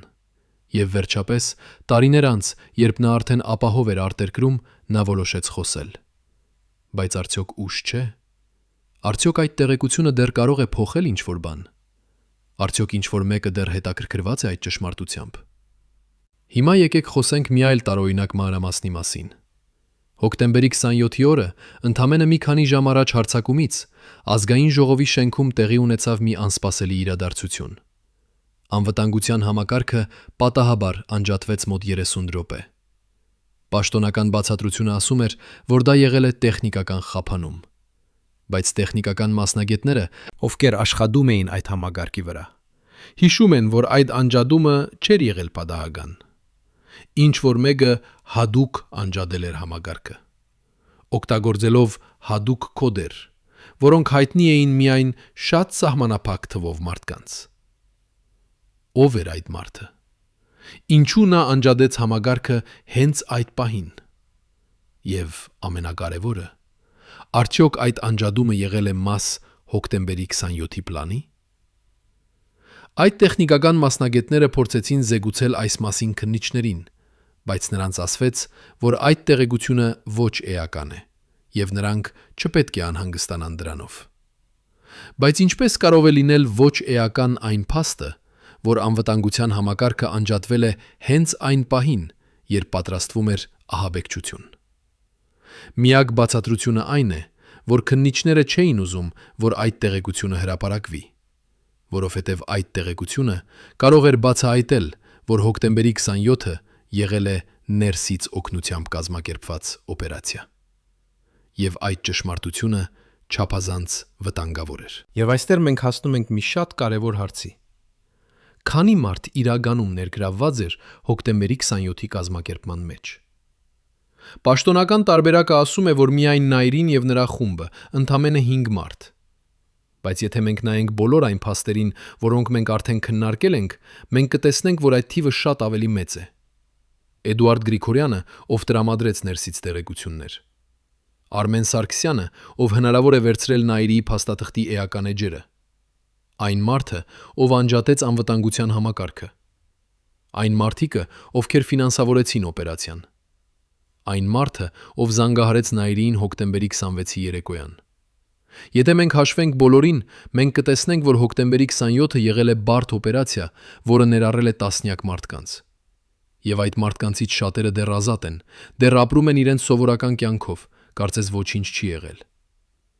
Արդյոք դուք պատրաստ եք ընդունել, որ հոկտեմբերի 27-ը եղել է ավելին, քան պարզ ահաբեկչություն։ Արդյոք դուք պատրաստ եք հասկանալ, որ այդ օպերացիան կազմակերպվել է բարձր մակարդակում եւ ներառել է մարդկանց, ովքեր դեռ իշխանության մեջ են։ Արդյոք դուք պատրաստ եք պահանջել, որ այդ մարդիկը պատասխանատվության ենթարկվեն։ Այս հարցերը դժվար են, բայց դրանք անհրաժեշտ են, եթե մենք ուզում ենք արդարություն։ Երբ Վազգեն Սարգսյանի անձնական օրագիրը վերջապես հրապարակվեց տարիներ անց նրա մահից, մարդիկ սպասում էին տեսնել քաղաքական նշումներ, հանդիպումների ժամանակացույցներ, պաշտոնական գործերի մանրամասներ։ Բայց փոխարենը նրանք գտան ինչ-որ այլ բան, անձնական մտորումներ, վախեր, կասկածներ։ Մի նշում, որը գրված էր հոկտեմբերի 15-ին, 12 օր առաջ նրա մահից, ասում էր. «Ես զգում եմ, որ ինչ-որ բան սխալ է։ Շատ մարդիկ, ում ես վստահում էի, սկսել են տարօրինակ վարվել։ Նրանք խուսափում են իմ հայացքից, խուսափում են անմիջական զրույցներից։ Կարծես նրանք գիտեն ինչ-որ բան, ինչ ես չգիտեմ։ Ես պետք է լինեմ ավելի զգույշ»։ Այս նշումը ցույց է տալիս, որ Վազգենը զգում էր վտանգը։ Նա հասկանում էր, որ ինչ-որ բան պատրաստվում է, բայց նա չգիտեր, թե ինչ։ Եվ նա չգիտեր, թե ումից պետք է զգույշ լինի։ Արդյոք եթե նա իմանար, նա կարող էր կանխել հոկտեմբերի 27-ը։ Արդյոք եթե նա ավելի լուրջ վերաբերվեր այդ նշաններին, նա կարող էր փրկել իր կյանքը եւ այլ զոհերի կյանքները։ Բայց Վազգենի օրագիրը պարունակում էր նաեւ մի այլ հետաքրքիր մանրամասն։ Հոկտեմբերի 21-ին, ընդամենը 6 օր առաջ նրա մահից, նա գրել էր. «Այսօր ստացա մի զանգ անծանոթ համարից։ Մարդը չներկայացավ, բայց նա ասաց, որ ինձ համար ունի շատ կարևոր տեղեկություն։ Նա ասաց, որ իմ կյանքը վտանգի մեջ է եւ ես պետք է լինեմ շատ զգույշ։ Երբ ես հարցրի, թե ով է նա եւ ինչպես է իմանում այս մասին, նա պարզապես ասաց. ես եմ ինչ-որ մեկը, ով չի ուզում, որ դուք մեռնեք, եւ կտրեց զանգը։ Ես փորձեցի հետ զանգահարել, բայց համարը չէր աշխատում։ Ով էր այդ մարդը։ Ինչու նա զգուշացրեց ինձ։ Եվ ամենակարևորը, ինչպես նա գիտեր, որ իմ կյանքը վտանգի մեջ է։ Այս նշումը ցույց է տալիս, որ Վազգենը ստացել էր զգուշացում։ Ինչ-որ մեկը փորձել էր փրկել նրան։ Բայց Վազգենը չվստահեց այդ զգուշացմանը։ Նա կարծեց, որ դա միայն մի այլ փորձ է նրան վախեցնելու։ Եվ նա շարունակեց իր սովորական կյանքը։ Մի քանի օր անց նա սպանվեց։ Ով էր այդ անծանոթ զանգողը։ Ինչու նա փորձեց զգուշացնել Վազգենին։ Արդյոք նա եղել է ինչ-որ մեկը, ով գիտեր հոկտեմբերի 27-ի պլանի մասին, բայց չէր ուզում, որ այն իրականանա։ Արդյոք նա եղել է ինչ-որ մեկը, ով ներգրավված էր օպերացիայի մեջ, բայց վերջին պահին փոխեց իր մտքերը։ Արդյոք նա եղել է ինչ-որ մեկը, ով պարզապես լսել էր ինչ-որ բան եւ որոշել էր զգուշացնել Վազգենին։ Մենք երբեք չենք իմանա, եթե այդ մարդը չհայտնվի։ Բայց մի բան հստակ է. այդ զանգը ապացույց է, որ հոկտեմբերի 27-ի մասին գիտեին ավելի շատ մարդիկ, քան պաշտոնական տարբերակը ասում է։ Հիմա պատկերացրեք, որ դուք եք այդ անծանոթ զանգողը։ Դուք գիտեք, որ մի սարսափելի բան պատրաստվում է։ Դուք գիտեք, որ մարդիկ պատրաստվում են սպանվել։ Բայց դուք նաև գիտեք, որ եթե դուք բարձրաձայն խոսեք, դուք ինքներդ կվտանգվեք։ Ինչ կանեիք դուք այդ իրավիճակում։ Կլռեիք եւ կթույլ տայիք, որ ողբերգությունը տեղի ունենա։ Թե կփորձեիք զգուշացնել, նույնիսկ եթե դա նշանակեր ձեր սեփական կյանքի վտանգ։ Այդ անծանոթ զանգողը ընտրեց երկրորդ տարբերակը։ Նա փորձեց զգուշացնել Վազգենին, բայց Վազգենը չլսեց։ Եվ հիմա այդ մարդը, ով էլ որ նա լինի, ապրում է այն գիտակցությամբ, որ նա փորձեց, բայց չկարողացավ փրկել Վազգենին։ Բայց եկեք խոսենք նաև մի այլ կարևոր ասպեկտի մասին։ Հոկտեմբերի 27-ից հետո Հայաստանի քաղաքական համակարգում տեղի ունեցավ մի տարօրինակ փոփոխություն։ Նոր մարդիկ եկան իշխանության, մարդիկ, ովքեր մինչ այդ գտնվում էին երկրորդ պլանում։ Այդ մարդկանցից մեկն է Ռոբերտ Քոչարյանը, ով դարձավ Հայաստանի նախագահ հոկտեմբերի 27-ից հետո։ Ռոբերտը ուներ բարդ հարաբերություններ Վազգեն Սարգսյանի հետ։ Նրանք եղել են դաշնակիցներ, բայց միաժամանակ նաև մրցակիցներ։ Վազգենը ուներ հսկայական ազդեցություն բանակի եւ անվտանգության ծառայությունների վրա,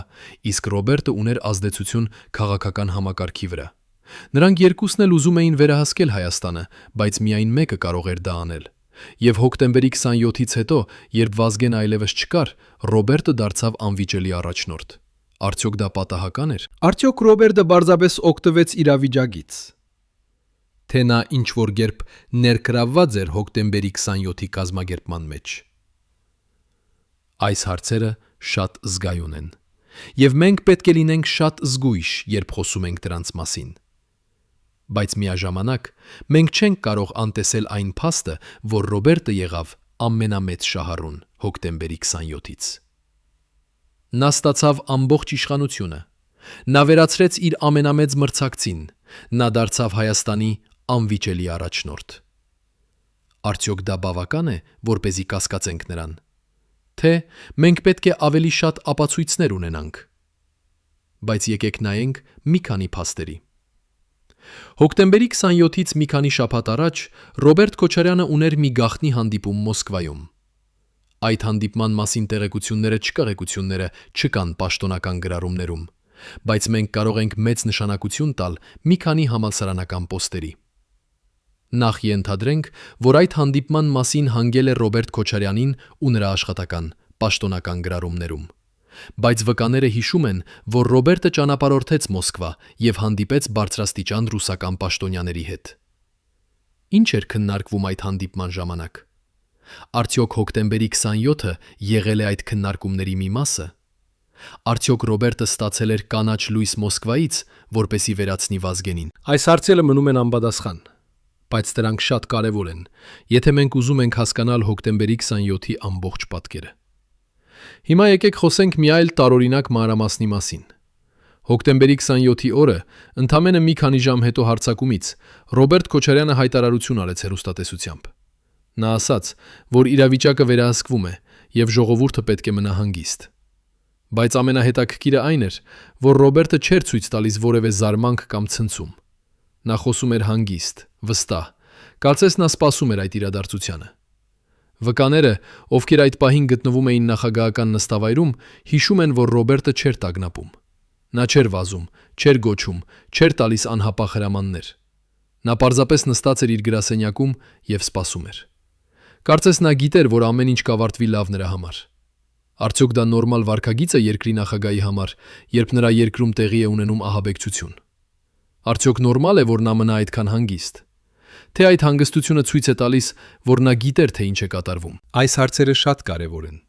բայց դրանց պատասխանները դժվար է գտնել, որովհետև Ռոբերտ Քոչարյանը երբեք չի խոսել մանրամասն հոկտեմբերի 27-ի մասին։ Նա միշտ ասել է, որ այդ օրը եղել է ողբերգություն, բայց նա երբեք չի բացատրել, թե ինչու նա այդքան հանգիստ էր։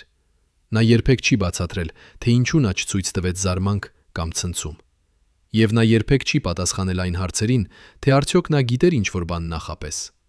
Եվ այստեղ մենք հասնում ենք մի շատ կարևոր կետի։ Հոկտեմբերի 27-ի ճշմարտությունը կապված է ոչ միայն Նաիրիի եւ նրա խմբի հետ,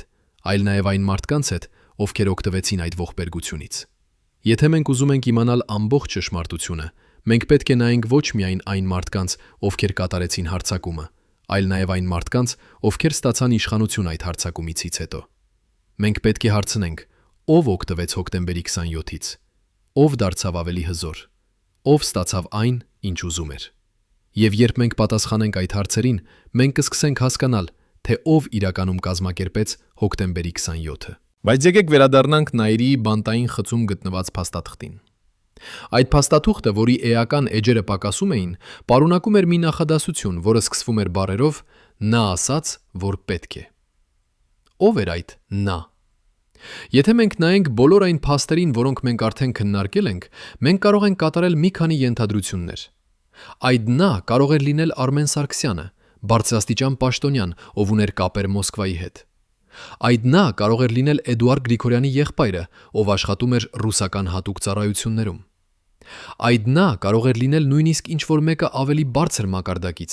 ինչ-որ մեկը, ով ուներ իրական իշխանություն եւ կարող էր հրամայել այդպիսի օպերացիա։ Բայց մենք երբեք չենք իմանա վստահորեն, եթե այդ էջերը չգտնվեն։ Արդյոք այդ էջերը դեռ գոյություն ունեն։ Արդյոք դրանք թաքնված են ինչ-որտեղ, սպասելով, որ ինչ-որ մեկը գտնի դրանք, թե դրանք ամբողջությամբ ոչնչացվել են։ Եթե դրանք դեռ գոյություն ունեն, ապա ով է պահում դրանք։ Եվ ինչու այդ մարդը չի հրապարակում դրանք։ Արդյոք նա վախենում է իր կյանքի համար, թե նա սպասում է ճիշտ պահին։ Այս հարցերը մնում են անպատասխան, բայց դրանք շատ կարևոր են, եթե մենք ուզում ենք հասկանալ հոկտեմբերի 27-ի ամբողջ ճշմարտությունը։ Արդյոք դուք պատրաստ եք ընդունել, որ հոկտեմբերի 27-ի ճշմարտությունը ավելի բարդ է, քան մենք կարծում ենք։ Արդյոք դուք պատրաստ եք հասկանալ, որ այդ ողբերգությունը կազմակերպվել է բարձր մակարդակում եւ ներառել է մարդկանց, ում անունները մենք գիտենք։ Արդյոք դուք պատրաստ եք պահանջել, որ այդ մարդիկը պատասխանատվության ենթարկվեն։ Այս հարցերը դժվար են, բայց դրանք անհրաժեշտ են, եթե մենք ուզում ենք արդարություն հոկտեմբերի 27-ի զոհերի համար։ Երբ Նաիրի Հունանյանի մայրը վերջին անգամ այցելեց իր որդուն բանտում, ընդամենը մի քանի օր առաջ նրա դատավճռից, նա սպասում էր տեսնել կոտրված մարդու, ով պատրաստ է խնդրել ներողություն։ Բայց փոխարենը նա տեսավ ինչ-որ այլ բան, մարդու, ում աչքերում կար տարօրինակ խաղաղություն, կարծես նա արդեն հաշտվել էր իր ճակատագրի հետ։ Նաիրին ասաց իր մորը. «Մայրիկ, ես գիտեմ, որ դու չես հասկանում, թե ինչու ես արեցի այն, ինչ արեցի։ Բայց մի օր, երբ ամբողջ ճշմարտությունը բացահայտվի, դու կհասկանաս, որ ես եղել եմ միայն գործիք։ Ես եղել եմ մարիոնետ, որի թելերը քաշում էին ուրիշները»։ Մայրը լաց եղավ եւ հարցրեց. «Բայց ով էր քաշում այդ թելերը»։ Նաիրին լուռ նայեց նրան մի քանի վայրկյան, հետո ասաց. «Այն մարդիկը, ում դեմ մենք չենք կարող պայքարել։ Այն մարդիկը, ովքեր վերահսկում են ամեն ինչ»։ Այդ զրույցից հետո մայրը երբեք այլևս չտեսավ իր որդուն։ Մի քանի օր անց Նաիրին դատապարտվեց եւ նա անհետացավ բանտային համակարգի խորքերում։ Բայց այդ զրույցը թողեց մի խորը հետք Նաիրիի մոր մեջ։ Նա սկսեց հարցեր տալ։ Նա սկսեց փնտրել ճշմարտությունը։ Նա սկսեց խոսել լրագրողների հետ, փորձելով պատմել, թե ինչ ասել էր նրա որդին։ Բայց շատ արագ նա հասկացավ, որ ոչ ոք չի ուզում լսել։ Լրագրողները վախենում էին իրեն հրապարակել նրա պատմությունը։ Իշխանությունները սպառնումությունները սպառնում էին նրան։ Եվ վերջապես, մի օր, նա ստացավ մի զանգ անծանոթ համարից։ Մարդը ասաց նրան. «Եթե դուք շարունակեք խոսել, ձեր ընտանիքը կվտանգվի։ Ձեր որդին արդեն կորցրել է իր կյանքը։ Մի թույլ տվեք, որ ուրիշներն էլ կորցնեն իրենցը»։ Մայրը վախեցավ եւ լռեց։ Բայց այդ լռությունը շարունակում է տանջել նրան մինչ օրս։ Ո՞վ էր այդ անծանոթ զանգողը։ Ինչու նա սպառնում էր Նաիրիի մորը։ Արդյոք նա եղել է ինչ-որ մեկը, ով վախենում էր, որ ճշմարտությունը կբացահայտվի։ Արդյոք նա եղել է ինչ-որ մեկը, ով ներգրավված էր հոկտեմբերի 27-ի կազմակերպման մեջ եւ չէր ուզում, որ նրա անունը հայտնի դառնա։ Այս հարցերը մնում են անպատասխան, բայց դրանք ցույց են տալիս, թե որքան խորն է այդ գաղտնիքը եւ որքան շատ մարդիկ են ներգրավված դրա թաքցման մեջ։ Հիմա պատկերացրեք, որ դուք եք Նաիրիի մայրը։ Ձեր որդին բանտում է, մեղադրվում է սարսափելի հանցագործության մեջ եւ ամբողջ երկիրը ատում է նրան։ Բայց դուք գիտեք, որ նա ասել է ճշմարտությունը։ Նա եղել է միայն գործիք։ Դուք ուզում եք պատմել այդ ճշմարտությունը աշխարհին, բայց ձեզ սպառնում են։ Ձեզ ասում են, որ եթե խոսեք, ձեր ընտանիքը կվտանգվի։ Ինչ կանեիք դուք այդ իրավիճակում։ Կխոսեիք եւ կվտանգեիք ձեր սիրելիների կյանքը, թե կլռեիք եւ կաբրեիք այդ ճշմարտության հետ ամբողջ կյանքը։ Այս հարցերը շատ դժվար են եւ չկա ճիշտ պատասխան։ բայց դրանք ցույց են տալիս, թե որքան բարդ է հոկտեմբերի 27-ի ճշմարտությունը եւ որքան շատ մարդիկ են տառապում այդ լռությունից։ Բայց եկեք խոսենք նաեւ մի այլ կարևոր ասպեկտի մասին։ Հոկտեմբերի 27-ից հետո Հայաստանի հասարակությունում տեղի ունեցավ մի տարօրինակ փոփոխություն։ Մարդիկ սկսեցին վախենալ խոսել քաղաքականության մասին։ Նրանք սկսեցին վախենալ քննադատել իշխանությունները։ Նրանք սկսեցին վախենալ հարցեր տալ։ Կարծես հոկտեմբերի 27-ը ստեղծեց մի մթնոլորտ, որտեղ ամեն ոք վախենում էր։ Վախենում էր, որ եթե նա չափազանց շատ խոսի, եթե նա չափազանց շատ հարցեր տա, եթե նա չափազանց շատ փնտրի ճշմարտությունը, նա կարող է դառնալ հաջորդ զոհը։ Այդ վախը դեռ գոյություն ունի Հայաստանում։ Մարդիկ դեռ վախենում են խոսել հոկտեմբերի 27-ի մասին։ Նրանք դեռ վախենում են հարցեր տալ։ Եվ այդ վախը պահպանում է գաղտնիքը։ Բայց ինչու այդ վախը այդքան ուժեղ է։ Ինչու մարդիկ դեռ վախենում են 25 տարի անց։ Պատասխանը բարձ է, որովհետև նրանք տեսել են, թե ինչ է տեղի ունեցել այն մարդկանց հետ, ովքեր փորձել են խոսել։ Նրանք տեսել են, թե ինչպես են լռեցվել վկաները։ Նրանք տեսել են, թե ինչպես են անհետացել ապացույցները։ Նրանք տեսել են, թե ինչպես են սպառնացել քննիչներին։ Եվ նրանք հասկացել են, որ հոկտեմբերի 27-ի ճշմարտությունը պաշտպանվում է շատ հզոր ուժերի կողմից։ Ուժերի, որոնք չեն վախենում օգտագործել բռնություն, սպառնալիքներ եւ նույնիսկ սպանություններ, որպիսի պահպանեն իրենց գաղտնիքը։ Եվ այստեղ մենք հասնում ենք մի շատ կարևոր եզրակացության։ Հոկտեմբերի 27-ի ճշմարտությունը չի բացահայտվի հեշտությամբ։ Այն պահանջում է քաջություն, պահանջում է վճռականություն, պահանջում է մարդկանց, ովքեր պատրաստ են վտանգել իրենց սեփական անվտանգությունը ճշմարտության համար։ Բայց արդյոք կան այդպիսի մարդիկ։ Արդյոք կան մարդիկ, ովքեր պատրաստ են կանգնել եւ ասել. «Բավական է, մենք ուզում ենք իմանալ ճշմարտությունը»։ Այս հարցերը շատ կարևոր են, որովհետև առանց այդպիսի մարդկանց հոկտեմբերի 27-ի ճշմարտությունը կմնա թաքնված հավերժ։ Բայց միևնույն ժամանակ մենք պետք է հիշենք, որ ճշմարտությունը միշտ գտնում է իր ճանապարհը։ Պատմությունը լի է օրինակներով, երբ գաղտնիքները, որոնք թաքնված էին տասնամյակներ, վերջապես բացահայտվեցին։ Երբ այն մարդիկ, ովքեր կարծում էին, որ նրանք անվտանգ են, վերջապես պատասխանատվության ենթարկվեցին։ Եվ հոկտեմբերի 27-ի ճշմարտությունը նույնությունը նույնպես կբացահայտվի։ Միգուցե ոչ այսօր, միգուցե ոչ վաղը, բայց մի օր այն կբացահայտվի։ Եվ երբ այդ օրը գա, երբ բոլոր արխիվները բացվեն, երբ բոլոր վկաները խոսեն, երբ բոլոր փաստաթղթերը հրապարակվեն, մենք վերջապես կիմանանք ամբողջ ճշմարտությունը։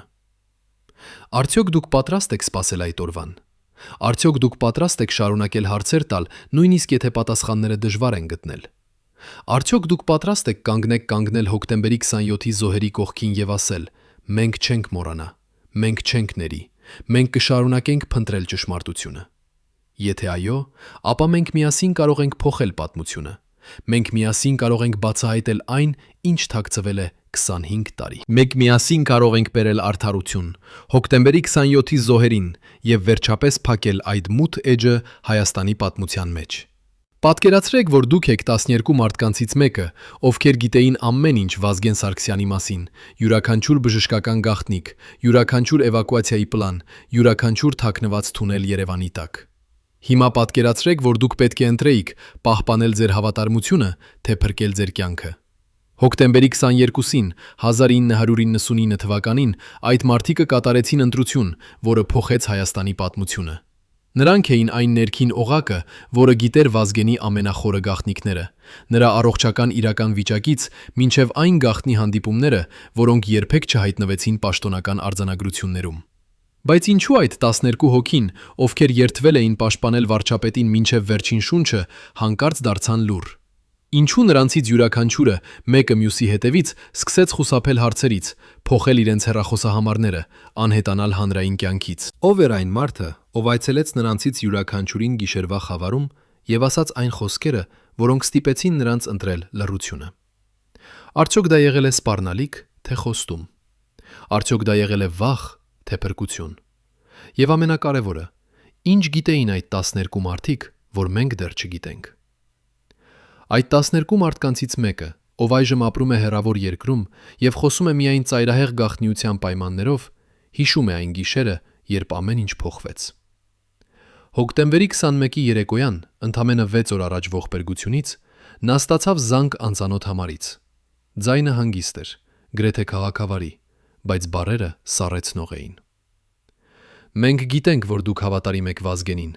բայց հավատարմությունը երբեմն կարող է արժանալ ավելի շատ, քան դուք պատրաստ եք վճարել։ Ձեր ընտանիքը գեղեցիկ է, ձեր երեխաները դեռ փոքր են, մտածեք նրանց մասին։ Զանգը կտրվեց, եւ այդ մարդը նստեց իր խավար սենյակում ամբողջ գիշեր, փորձելով հասկանալ, թե ինչ էր նշանակում այդ զանգը։ Նա գիտեր, որ Վազգենի շուրջը ինչ-որ բան սխալ էր։ Նա տեսել էր, թե ինչպես վարչապետը վերջին շաբաթներին դառնում էր ավելի եւ ավելի մտահոգ։ Ինչպես նա սկսել էր խուսափել որոշակի մարդկանցից։ Ինչպես նա սկսել էր ստուգել իր ուտելիքը նախքան ուտելը։ Բայց նա երբեք չէր մտածել, որ վտանգը այդքան մոտ է։ Եվ հիմա, երբ այդ զանգը եկավ, նա հասկացավ, նա պետք է ընտրեր։ Հավատարմություն, թե ընտանիք, Վազգեն, թե երեխաներ։ Եվ նա ընտրեց լռությունը։ Բայց այդ 12 մարդկանցից յուրաքանչյուրը ստացավ նմանատիպ զանգ։ Յուրաքանչյուրին ասվեց նույն բանը՝ մտածեք ձեր ընտանիքի մասին։ Եվ յուրաքանչյուրը կատարեց նույն ընտրությունը՝ լռությունը։ Բայց ով էր այն մարդը, ով կազմակերպեց այդ զանգերը։ Ինչպես նա գիտեր այդ 12 մարդկանց անունները, ինունները, ինչպես նա գիտեր նրանց հեռախոսահամարները, եւ ամենակարևորը, ինչպես նա գիտեր, որ հենց այդ 12 մարդիկ էին, ովքեր գիտեին ամենաշատը։ Պատասխանը պարզ է. այդ մարդը պետք է լիներ ներսից։ Նա պետք է լիներ ինչ-որ մեկը, ով ինքը մաս էր կազմում Վազգենի ներքին օղակի։ Ինչ-որ մեկը, ում Վազգենը վստահում էր։ Ինչ-որ մեկը, ով գիտեր ամեն ինչ։ Եվ այդ մարդը օգտագործեց իր գիտելիքները ոչ թե Վազգենին պաշտպանելու, այլ նրան մատնելու համար։ Հիմա եկեք խոսենք այն մասին, ինչ իրականում տեղի էր ունենում Վազգեն Սարգսյանի մարմնի հետ նրա վերջին ամիսներին։ Այն բժիշկները, ովքեր բուժում էին նրան, հիշում են մի տարօրինակ նախանշան։ Վազգենի առողջությունը սկսեց կտրուկ վատանալ հոկտեմբերի սկզբից։ Նա սկսեց գանգատվել անընդհատ գլխացավից, սրտխառնոցից, թուլությունից։ Նրա ձեռքերը սկսեցին դողալ, երբ նա փորձում էր բռնել գրիչը։ Նրա աչքերի տակ հայտնվեցին մութ շրջանակներ։ Նա սկսեց կորցնել քաշը, յուրաքանչյուր շաբաթ մոտ 2 կիլոգրամ։ Բժիշկները անհանգստացան եւ առաջարկեցին մանրամասն հետազոտություններ, բայց Վազգենը հրաժարվեց։ Նա ասաց, որ նա պարզապես հոգնած է, որ նա շատ է աշխատում, որ նա կլավանա, երբ քիչ հանգստանա։ Բայց նա երբեք չհանգստացավ։ Եվ նրա առողջությունը շարունակեց վատանալ։ Այդ բժիշկներից մեկը, ով այժմ խոսում է անանուն պայմաններով, հիշում է մի կոնկրետ դեպք։ Հոկտեմբերի 15-ին, 12 օր առաջ Վազգենի վերջին օրից, Նա գադարեց գաղտնի արյան հետազոտություն, առանց Վազգենի իմացության։ նա վերցրեց արյան նմուշ եւ ուղարկեց լաբորատորիա։ Արդյունքները վերադարձան 3 օր անց, եւ այն, ինչ նա տեսավ, սարսափեցրեց նրան։ Վազգենի արյան մեջ հայտնաբերվեցին անսովոր նյութեր։ Նյութեր, որոնք չպետք է լինեին այնտեղ։ Այդ նյութերը չէին սպանում անմիջապես, բայց դրանք դանդաղ թուլացնում էին օրգանիզմը, ոչնչացնում էին իմունային համակարգը, ստեղծում էին քրոնիկ հիվանդության նշաններ։ Բժիշկը անմիջապես հասկացավ, Վազգենը ենթարկվում էր դանդաղ թունավորման։ Ինչ որ մեկը, ով ուներ մուտք դեպի Վազգենի ուտելիքը կամ խմելիքը, դանդաղ թունավորում էր նրան։ Բայց ով եւ ինչու։ Բժիշկը փորձեց զեկուցել այս մասին Վազգենին, բայց նախքան նա կարողանար դա անել, նա ստացավ զանգ։ Նույն հանգիստ, քաղաքավարի ձայնը, որը ասաց. Դուք տեսաք ինչ-որ բան, որ չպետք է տեսնեիք։ Մոռացեք այդ մասին։ Եթե խոսեք, ձեր բժշկական կարիերան կավարտվի։ Եվ ոչ միայն ձեր կարիերան։ Բժիշկը վախեցավ եւ լռեց։ Նա ոչնչացրեց լաբորատոր արդյունքները, ջնջեց բոլոր գրառումները եւ երբեք չխոսեց այդ մասին։ Բայց այդ քաղտնիկը շարունակում էր տանջել նրան։ Եվ երբ հոկտեմբերի 27-ին Վազգենը սպանվեց, բժիշկը հասկացավ. թունավորումը եղել է նախապատրաստական փուլ։ Ինչ որ մեկը ուզում էր, որ Վազգենը լինի թույլ, հիվանդ, անկարող պաշտպանվել։ Եվ երբ եկավ վերջնական հարվածի պահը, Վազգենը արդեն չուներ ուժ դիմադրելու։ Բայց ով էր այդ մարդը, ով թունավորում էր Վազգենին։ Ինչպես նա ուներ մուտք դեպի վարչապետի ուտելիքը։ Պատասխանը կրկին տանում է մեզ դեպի ներքին օղակը։ Միայն շատ սահմանափակ թվով մարդիկ ունեին մուտք դեպի Վազգենի անձնական խոհանոցը, դեպի նրա սեղանը, դեպի նրա խմելիքները։ Այդ մարդիկ էին նրա անձնական պահապանները, նրա սպասարկող անձնակազմը, նրա մոտակա խորհրդականները։ Եվ նրանցից մեկը, ով էլ որ նա լինի, եղել է այն մարդը, ով դանդաղ սպանում էր Վազգենին։ Բայց ով։ Եվ ինչու այդ մարդը երբեք չի հայտնաբերվել։ Ինչու հետաքննությունը երբեք չուսումնասիրեց այդ ուղղությունը։ Պատասխանը պարզ է, որովհետև այդ հետաքննությունը կբացահայտեր, որ հոկտեմբերի 27-ը եղել է ավելին, քան պարզ ահաբեկչություն։ Այն կբացահայտեր, որ Վազգենի սպանությունը պլանավորվել էր ամիսներ առաջ, որ այն ներառել է բարդ նախապատրաստական աշխատանքներ, որ այն կազմակերպվել է մարդկանցից, ովքեր ունեին անսահմանափակ ռեսուրսներ և իշխանություն։ Հիմա պատկերացրեք, որ դուք եք այն բժիշկը, ով հայտնաբերեց թունավորումը։ Դուք գիտեք, որ Վազգենը մեռնում է դանդաղ։ Դուք գիտեք, որ ինչ-որ մեկը սպանում է նրան, բայց ձեզ սպառնացել են։ Ձեզ ասել են, որ եթե խոսեք, ձեր կյանքը կավարտվի։ Ինչ կանեիք դուք այդ իրավիճակում։ Կխոսեիք և կփորձեիք փրկել Վազգենին, նույնիսկ եթե դա նշանակեր ձեր սեփական կյանքի վտանգ։ Թե կլռեիք և կթույլ տայիք, որ սպանությունը շարունակվի։ Այդ բժիշկը ընտրեց լռությունը։ Եվ այդ ընտրությունը շարունակում է տանջել նրան մինչ օրս։ Նա ապրում է արտերկրում, փոխել է իր անունը, փորձում է մոռանալ։ Բայց նա երբեք չի կարող մոռանալ այն պահը, երբ նա տեսավ լաբորատոր արդյունքները և հասկացավ, որ Վազգենը մեռնում է։ Եվ նա երբեք չի կարող մոռանալ այն պահը, երբ նա որոշեց լռել։ Արդյոք դուք կներեիք այդ բժշկին։ Արդյոք դուք կհասկանայիք նրա ընտրությունը, թե դուք կմեղադրեիք նրան, որ նա չփրկեց Վազգենին։ Այս հարցերը շատ դժվար են և չկա պարզ պատասխան, բայց դրանք ցույց են տալիս, թե որքան բարդ էր իրավիճակը, որքան շատ մարդիկ էին ներգրավված և որքան հզոր էին այն ուժերը, որոնք կազմակերպեցին հոկտեմբերի 27-ը։ Երբ ազգային անվտանգության ծառայության հատուկ խումբը մտավ գաղտնի արխիվ հոկտեմբերի 27-ից 3 օր անց, նրանք փնտրում էին փաստաթղթեր, որոնք կարող էին օգնել հասկանալ, թե ինչպես տեղի ունեցավ ողբերգությունը։ Բայց այն, ինչ նրանք գտան, շատ ավելին էր, քան նրանք սպասում էին։ Մի ամբողջ դարակ, լի փաստաթղթերով, որոնք պիտակավորված էին Հ27 գործողությունների պլան։ Այդ փաստաթղթերը պարունակում էին մանրամասն տեղեկություններ այն մասին, թե ինչպես պետք է գործեր անվտանգության ծառայությունը ազգային ժողովի վրա հարձակման դեպքում։ Բայց ամենահետաքրքիրը այն էր, որ այդ փաստաթղթերը կազմվել էին ոչ թե հոկտեմբերի 27-ից հետո, այլ 6 ամիս առաջ, ապրիլին։ Ինչու անվտանգության ծառայությունը կազմեց հարձակման պլան 6 ամիս առաջ։ Ինչպես նրանք գիտեին, որ այդպիսի հարձակում կդերի ունենա։ Եվ ամենակարևորը, ով հրամայեց կազմել այդ փաստաթղթերը։ Այդ հատուկ խմբի անդամներից մեկը, ով այժմ ապրում է գաղտնի վայրում և խոսում է միայն ծայրահեղ անվտանգության պայմաններով, հիշում է այն պահը, երբ նրանք բացեցին այդ դարակը։ Նրանք սպասում էին գտնել սովորական անվտանգության ընթացակարգեր, բայց փոխարենը նրանք գտան ինչ-որ այլ բան, մանրամասն սցենար, որը նկարագրում էր ամեն ինչ։ Ում պետք է սպանել, երբ, ինչպես, որտեղ պետք է լինեն պահապանները, որպեսզի նրանք չկարողանան միջամտել։ Ինչպես պետք է անջատել անվտանգության համակարգերը։ Ինչպես պետք է ապահովել, որ հարձակողները կարողանան մտնել շենք և դուրս գալ առանց խոչընդոտների։ Այն ամենը, ինչ տեղի ունեցավ հոկտեմբերի 27-ին, արդեն նկարագրված էր այդ փաստաթղթերում 6 ամիս առաջ։ Հատուկ խմբի անդամները սարսափեցին։ Նրանք հասկացան, որ հոկտեմբերի 27-ը ոչ թե պատահական ահաբեկչություն էր, այլ մանրամասն պլանավորված օպերացիա։ Եվ այդ օպերացիան պլանավորվել էր ոչ թե Նայիրի Հունանյանի կողմից, այլ ինչ-որ մեկի կողմից, ով ուներ մուտք դեպի ազգային անվտանգության ծառայության ամենագաղտնի արխիվները։ Ինչ-որ մեկի, ով ուներ իշխանություն, հրամայել այդպիսի փաստաթղթերի կազմումը։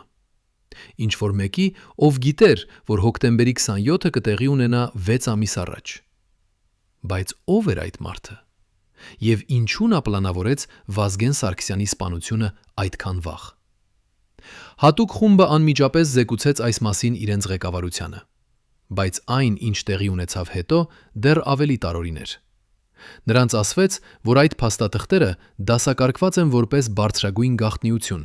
և նրանք չպետք է խոսեն դրանց մասին ոչ ոքի հետ։ Նրանց ասվեց, որ այդ փաստաթղթերը կվերցվեն եւ կպահվեն հատուկ վայրում, որտեղ միայն շատ սահմանափակ թվով մարդիկ կունենան մուտք։ Եվ նրանց ասվեց, որ եթե նրանք խոսեն այս մասին, նրանք կդատապարտվեն պետական գաղտնիքի բացահայտման համար։ Հատուկ խումբը հնազանդվեց։ Փաստաթղթերը վերցվեցին եւ անհետացան։ Եվ ոչ ոք երբեք այլևս չխոսեց դրանց մասին։ Բայց մի փաստաթուղթ մնաց։ Հատուկ խմբի անդամներից մեկը նախքան փաստաթղթերը վերցնելը գաղտնի լուսանկարեց մի էջ։ Այն էջը, որը պարունակում էր ամենակարևոր տեղեկությունը։ Այդ էջի վերևում գրված էր. գործողության հաստատում,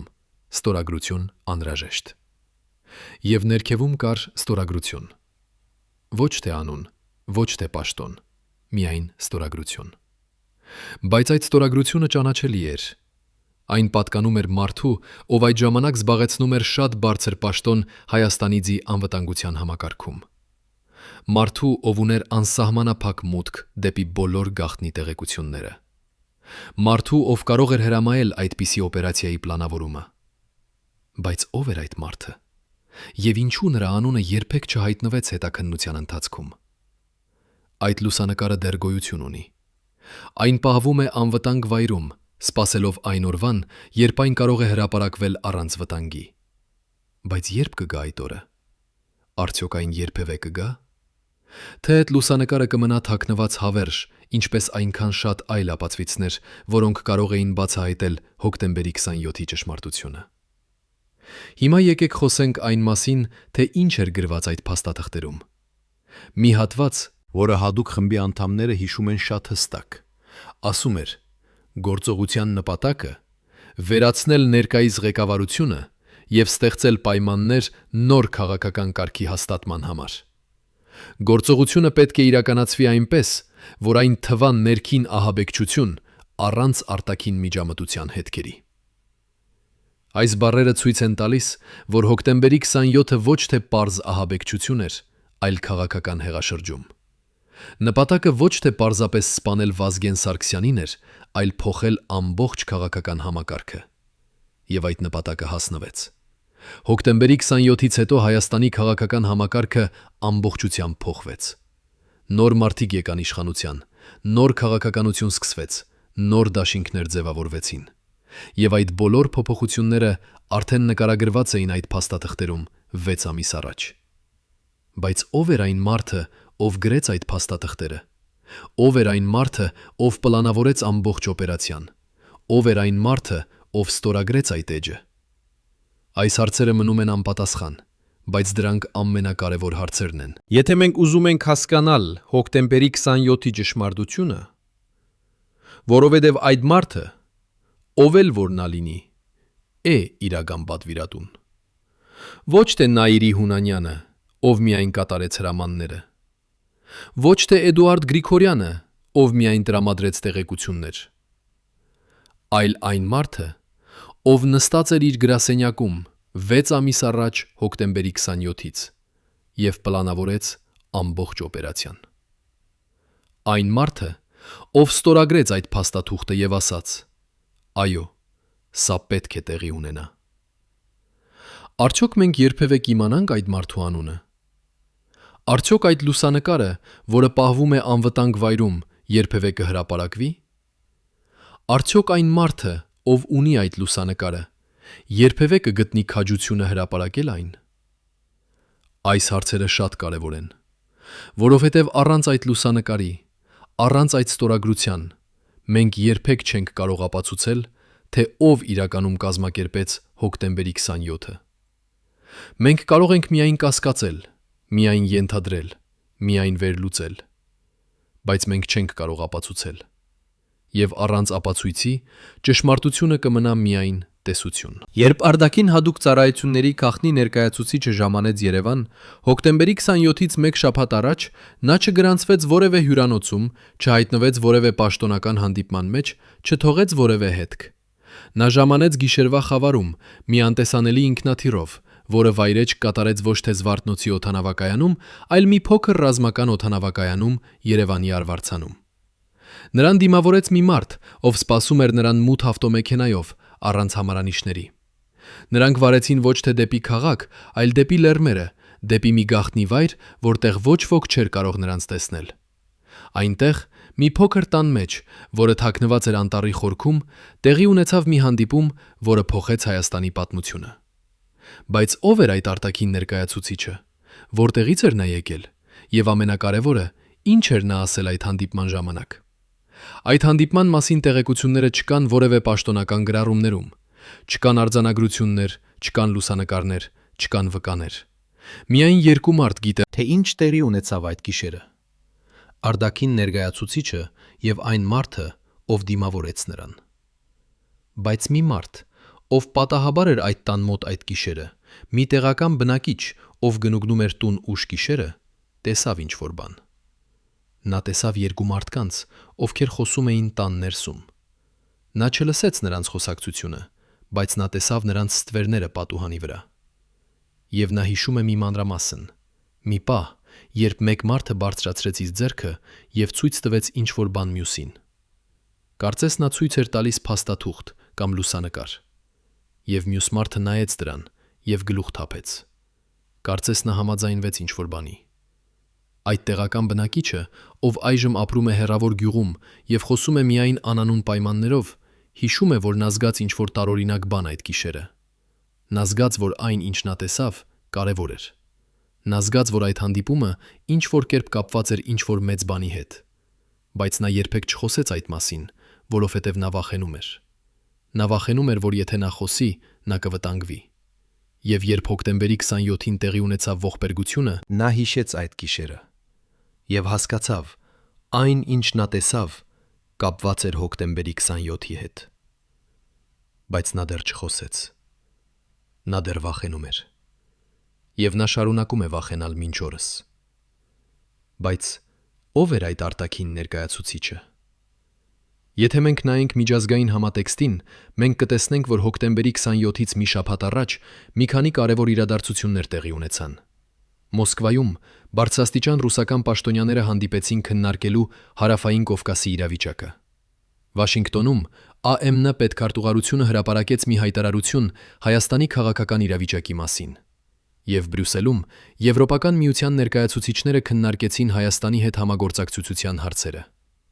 Այս երեք իրադարձությունները, որոնք տեղի ունեցան նույն շաբաթվա ընթացքում, ցույց են տալիս, որ միջազգային հանրությունը հետաքրքրված էր Հայաստանով։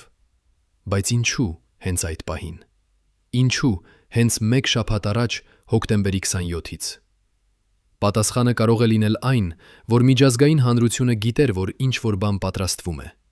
Նրանք գիտեին, որ Հայաստանում տեղի կունենա մի մեծ փոփոխություն։ Եվ նրանք պատրաստվում էին դրան։ Բայց ինչպես նրանք գիտեին։ Ով էր տեղեկացրել նրանց։ Եվ ամենակարևորը, արդյոք նրանք միայն գիտեին, թե նրանք նաև ներգրաված էին։ Արդյոք այդ արտաքին ներկայացուցիչը, ով ժամանեց Երևան մեկ շաբաթ առաջ, եկել էր միայն դիտարկելու, թե նա եկել էր տալու վերջնական հրամանը։ Հիմա պատկերացրեք, որ դուք եք այդ արտաքին ներկայացուցիչը։ Դուք ներկայացնում եք մի հզոր երկիր կամ կազմակերպություն, որը ունի շահեր Հայաստանում։ Դուք գիտեք, որ Վազգեն Սարգսյանը վարում է քաղաքականություն, որը չի համապատասխանում ձեր շահերին։ Դուք գիտեք, որ եթե Վազգենը շարունակի իշխանության մեջ մնալ, ձեր երկրի ազդեցությունը Հայաստանի վրա կնվազի։ Ինչ կանեիք դուք այդ իրավիճակում։ Կսպասեիք եւ կհուսայիք, որ իրավիճակը կփոխվի ինքնաբերաբար, թե կգործեիք եւ կփորձեիք փոխել իրավիճակը ձեր օգտին։ Եվ եթե դուք որոշեիք գործել, ինչպիսին կլիներ ձեր գործողությունը։ Արդյոք դուք կօգտագործեիք դիվանագիտական ճնշում, թե դուք կօգտագործեիք ավելի ուղղակի մեթոդներ։ Այս հարցերը շատ զգայուն են, եւ մենք պետք է լինենք շատ զգույշ, երբ խոսում ենք դրանց մասին։ Բայց միաժամանակ մենք չենք կարող անտեսել այն փաստը,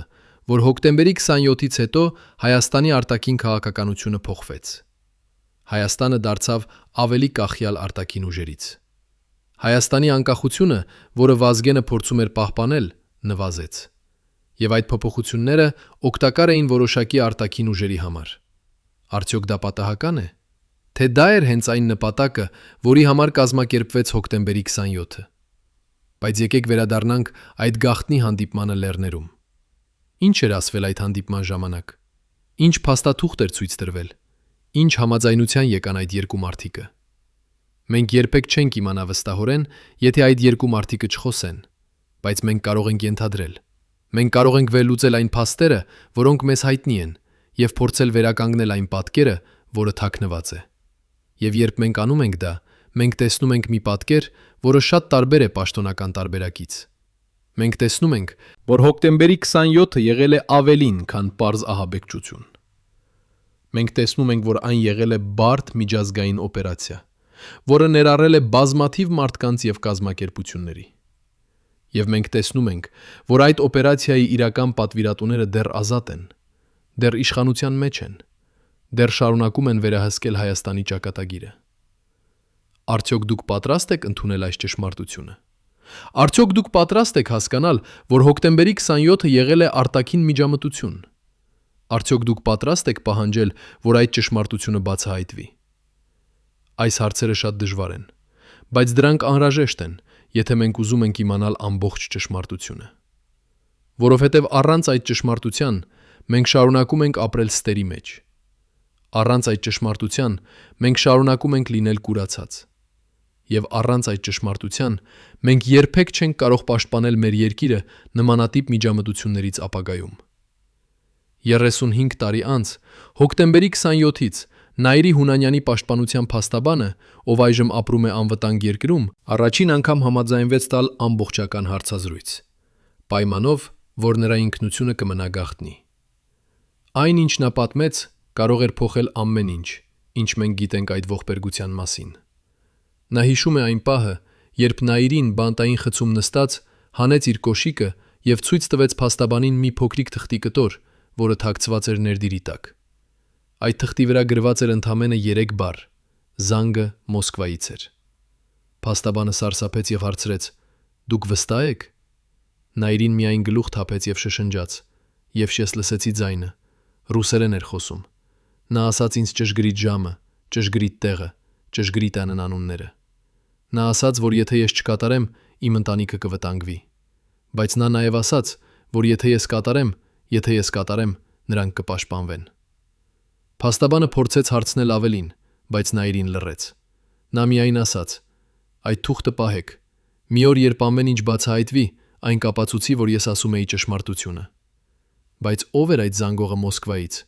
Ինչու ռուսական հատուկ ծառայությունները հետաքրքրված էին Վազգեն Սարգսյանի վերացմամբ։ Եվ ամենակարևորը, ինչու այդ տեղեկությունը երբեք չհայտնվեց դատարանում։ Արդյոք փաստաբանը վախեցավ խոսել։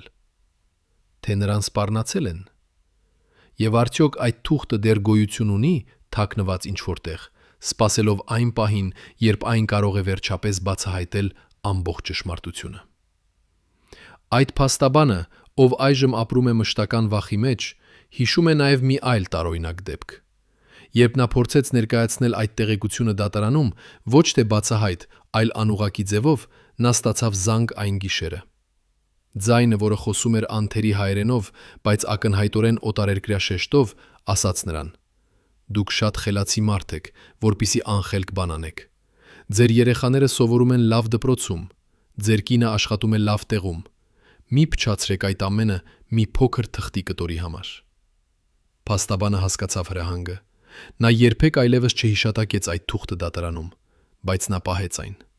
Նա թաքցրեց այն այնպիսի վայրում, որտեղ ոչ ոք չէր կարող գտնել, եւ նա սպասում է այն օրվան, երբ նա կարող է անվտանգ հրապարակել այն։ Բայց երբ կգա այդ օրը։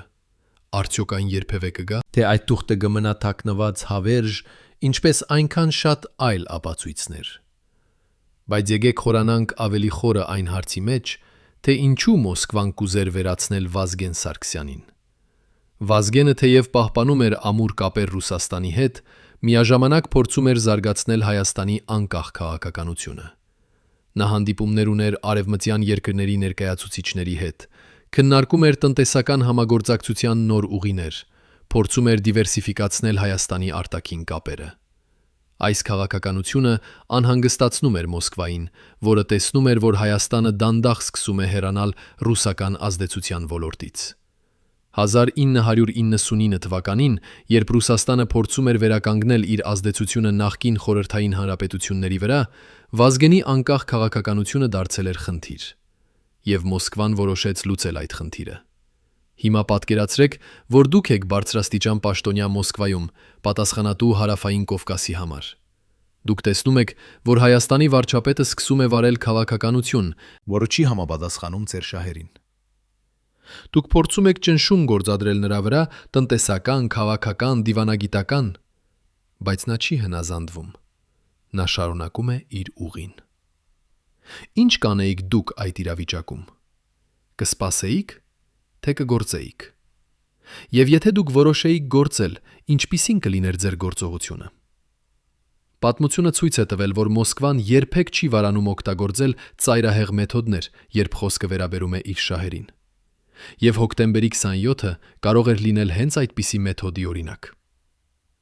Բայց եկեք նաև խոսենք այն մասին, թե ինչպես էր կազմակերպվել այդ օպերացիան։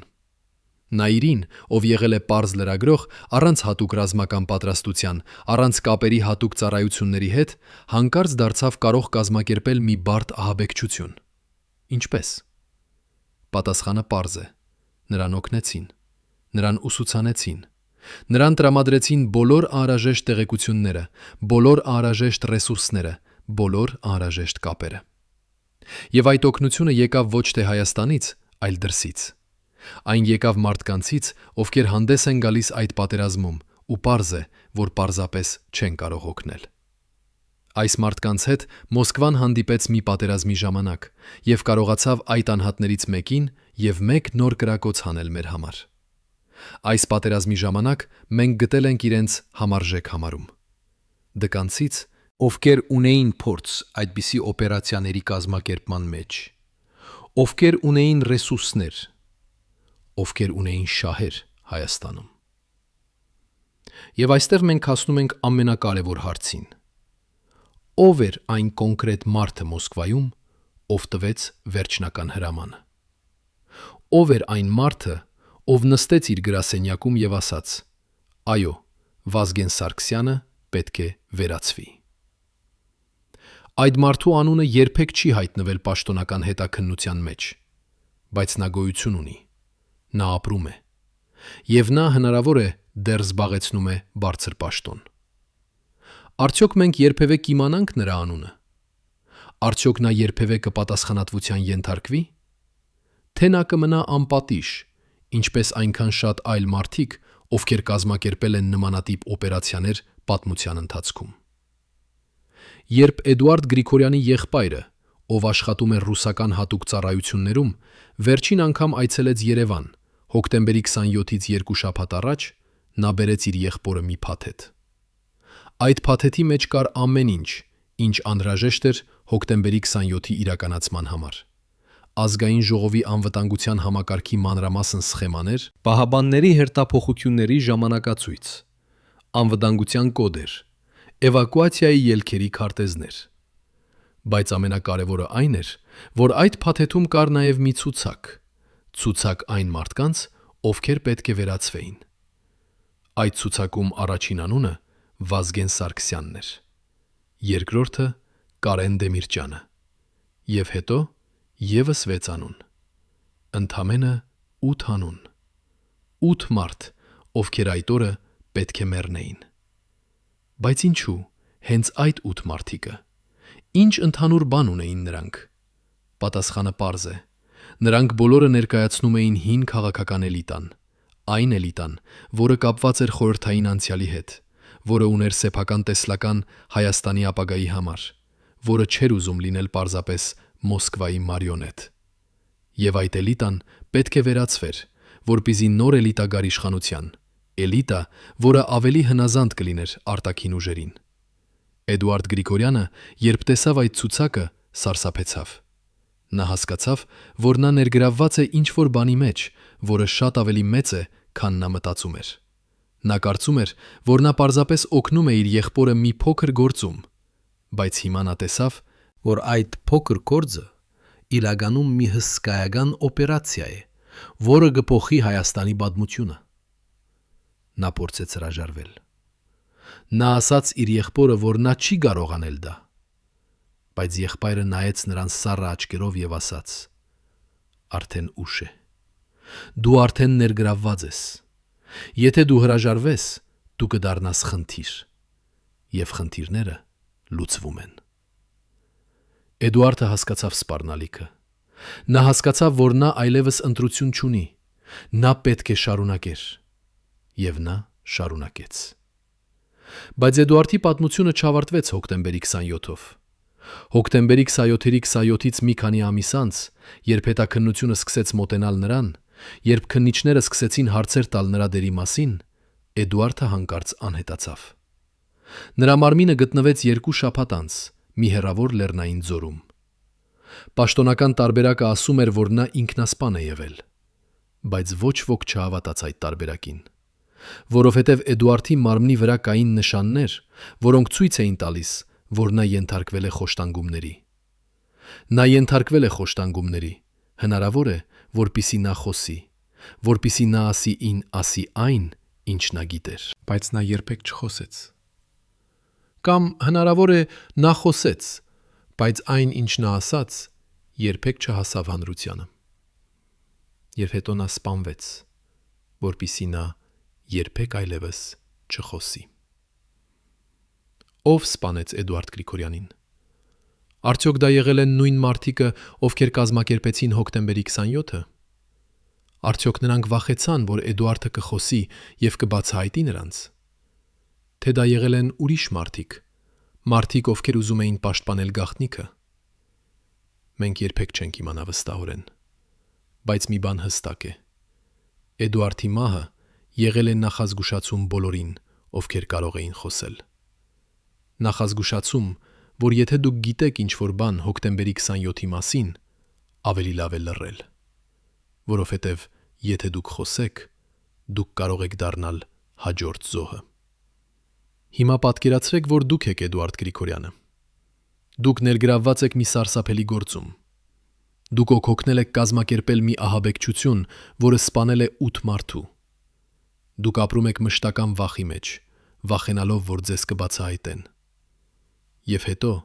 երբ հետաքննությունը սկսում է մոտենալ ձեզ, դուք հասկանում եք, որ դուք պետք է ընտրեք.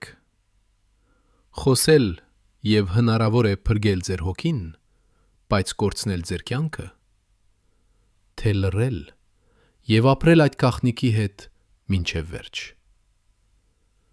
Էդուարդը կարծես փորձեց խոսել, եւ նա վճարեց դրա համար իր կյանքով։ Արդյոք նա հերոս է,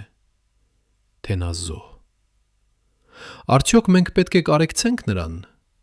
թե մենք պետք է մեղադրենք նրան։ Այս հարցերը շատ դժվար են, եւ չկա պարզ պատասխան։ Բայց եկեք նաև խոսենք այն մասին, թե ինչ տեղի ունեցավ Էդուարդի եղբոր հետ, այն մարդու, ով բերեց փաթեթը Մոսկվայից։ Նա վերադարձավ Ռուսաստան անմիջապես հոկտեմբերի 27-ից հետո։ Նա երբեք այլևս չայցելեց Հայաստան։ Նա երբեք այլևս չխոսեց իր եղբոր հետ։ Եվ երբ Էդուարդը սպանվեց, նա նույնիսկ չեկավ թաղմանը։ Կարծես նա ջնջեց իր եղբորը իր կյանքից։ Կարծես նա ուզում էր մոռանալ, որ նա երբևէ ունեցել է եղբայր։ Բայց ինչու։ Արդյոք նա վախենում էր, որ եթե նա ցույց տա որևէ կապ Էդուարդի հետ, նա ինքը կվտանգվի։ Թե նա պարզապես ցավում էր եւ չէր ուզում հիշել այն, ինչ տեղի էր ունեցել։ Մենք երբեք չենք իմանա։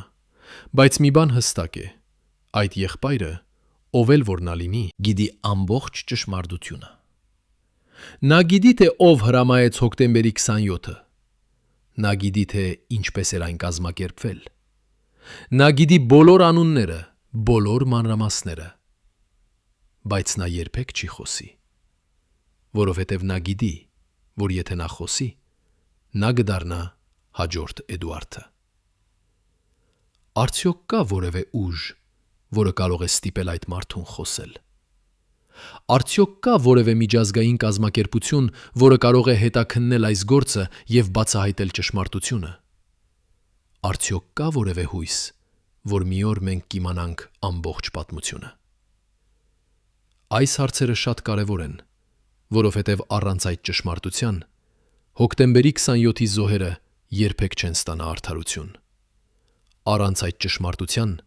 Հայաստանը երբեք չի կարող փակել այդ մութ էջը իր պատմության մեջ։ Եվ առանց այդ ճշմարտության մենք երբեք չենք կարող պաշտպանել մեր երկիրը նմանատիպ միջամտություններից ապագայում։ Երբ Ռոբերտ Քոչարյանը դարձավ Հայաստանի նախագահ հոկտեմբերի 27-ից հետո, նրա առաջին գործողություններից մեկը եղավ փոխել ազգային անվտանգության ծառայության ղեկավարությունը։ Նա նշանակեց նոր մարդկանց, ում նա վստահում էր, մարդկանց, ովքեր չէին հարցեր տա հոկտեմբերի 27-ի մասին։ Եվ նրա երկրորդ գործողությունը եղավ հրամայել, որ բոլոր գաղտնի փաստաթղթերը, որոնք կապված էին հոկտեմբերի 27-ի հետ, փոխանցվեն հատուկ արխիվ, որտեղ միայն նախագահը եւ նրա ամենամոտ խորհրդականները ունեին մուտք։ Այդ փաստաթղթերը, որոնք պարունակում էին ամբողջ ճշմարտությունը, թաքնվեցին այնպես, որ ոչ ոք երբեք չէր կարող դրանք տեսնել։ Բայց ինչու Ռոբերտը արեց դա։ Ինչու նա այդքան շտապեց թաքցնել այդ փաստաթղթերը։ Արդյոք նա վախենում էր, որ դրանք կբացահայտեին ինչ-որ բան նրա մասին։ Թե նա պարզապես ուզում էր պաշտպանել ազգային անվտանգությունը։ Բայց եկեք նաև նայենք այն փաստին, որ Ռոբերտ Քոչարյանը անմիջապես հոկտեմբերի 27-ից հետո ուներ մի շարք գաղտնի հանդիպումներ Մոսկվայում։ Այդ հանդիպումների մասին տեղեկությունները չկան պաշտոնական գրառումներում, բայց դիվանագիտական աղբյուրները հաստատում են, որ այդ հանդիպումները տեղի ունեցան։ Ինչ էր քննարկվում այդ հանդիպումների ժամանակ։ Արդյոք Ռոբերտը զեկուցում էր Մոսկվային հոկտեմբերի 27-ի մասին։ Արդյոք նա ստանում էր հրահանգներ, թե ինչպես վարվել հետագայում։ Արդյոք նա համաձայնեցնում էր իր քայլերը Մոսկվայի հետ։ Այս հարցերը շատ զգայուն են, բայց դրանք անհրաժեշտ են, եթե մենք ուզում ենք հասկանալ, թե ինչպես Հայաստանի քաղաքական համակարգը փոխվեց հոկտեմբերի 27-ից հետո։ Հիմա պատկերացրեք, որ ձդուկ եք Ռոբերտ Քոչարյանը։ Դուք նոր եք դարձել Հայաստանի նախագահ ողբերգական հանգամանքներում։ Ձեր ամենամեծ մրցակիցը Վազգեն Սարգսյանը սպանվել է։ Երկիրը ցնցված է։ Ժողովուրդը պահանջում է պատասխաններ։ Բայց դուք գիտեք, որ եթե դուք տաք իրական պատասխանները, եթե դուք բացահայտեք ամբողջ ճշմարտությունը, դուք կվտանգեք ձեր իշխանությունը, կվտանգեք ձեր հարաբերությունները հզոր դաշնակիցների հետ, կվտանգեք նույնիսկ ձեր սեփական կյանքը։ Ինչ կանեիք դուք այդ իրավիճակում։ Կընտրեիք ճշմարտությունը եւ արդարությունը, թե կընտրեիք իշխանությունը եւ ցյունը եւ անվտանգությունը։ Ռոբերտ Քոչարյանը ընտրեց երկրորդը։ Նա ընտրեց թաքցնել ճշմարտությունը, պաշտպանել գաղտնիքը, պահպանել իշխանությունը։ Եվ այդ ընտրությունը որոշեց Հայաստանի ճակատագիրը հաջորդ տասնամյակների համար։ Բայց արդյոք Ռոբերտը միայն պաշտպանում էր գաղտնիքը, թե նա ինքը մաս էր կազմում այդ գաղտնիքի։ Արդյոք նա գիտեր հոկտեմբերի 27-ի մասին նախապես։ Արդյոք նա ներգրավված էր դրա կազմակերպման մեջ։ Այս հարցերը շատ լուրջ են, եւ մենք պետք է լինենք շատ զգույշ, երբ խոսում ենք դրանց մասին։ Բայց միաժամանակ մենք չենք կարող անտեսել այն փաստերը, որոնք մենք արդեն քննարկել ենք։ Մենք չենք կարող անտեսել այն փաստը, որ Ռոբերտը եղավ ամենամեծ շահառուն հոկտեմբերի 27-ից։ Մենք չենք կարող անտեսել այն փաստը, որ նա այդքան արագ եւ արդյունավետ վերցրեց իշխանությունը։ Մենք չենք կարող անտեսել այն փաստը, որ նա անմիջապես սկսեց թաքցնել ապացույցները։ Այս բոլոր փաստերը միասին ստեղծում են մի պատկեր, որը շատ տարբեր է պաշտոնական տարբերակից։ Եվ այստեղ մենք հասնում ենք վերջնական հարցին. ո՞վ էր իրական պատվիրատուն։ Ո՞վ էր այն մարդը կամ խումբը, որը կազմակերպեց հոկտեմբերի 27-ը։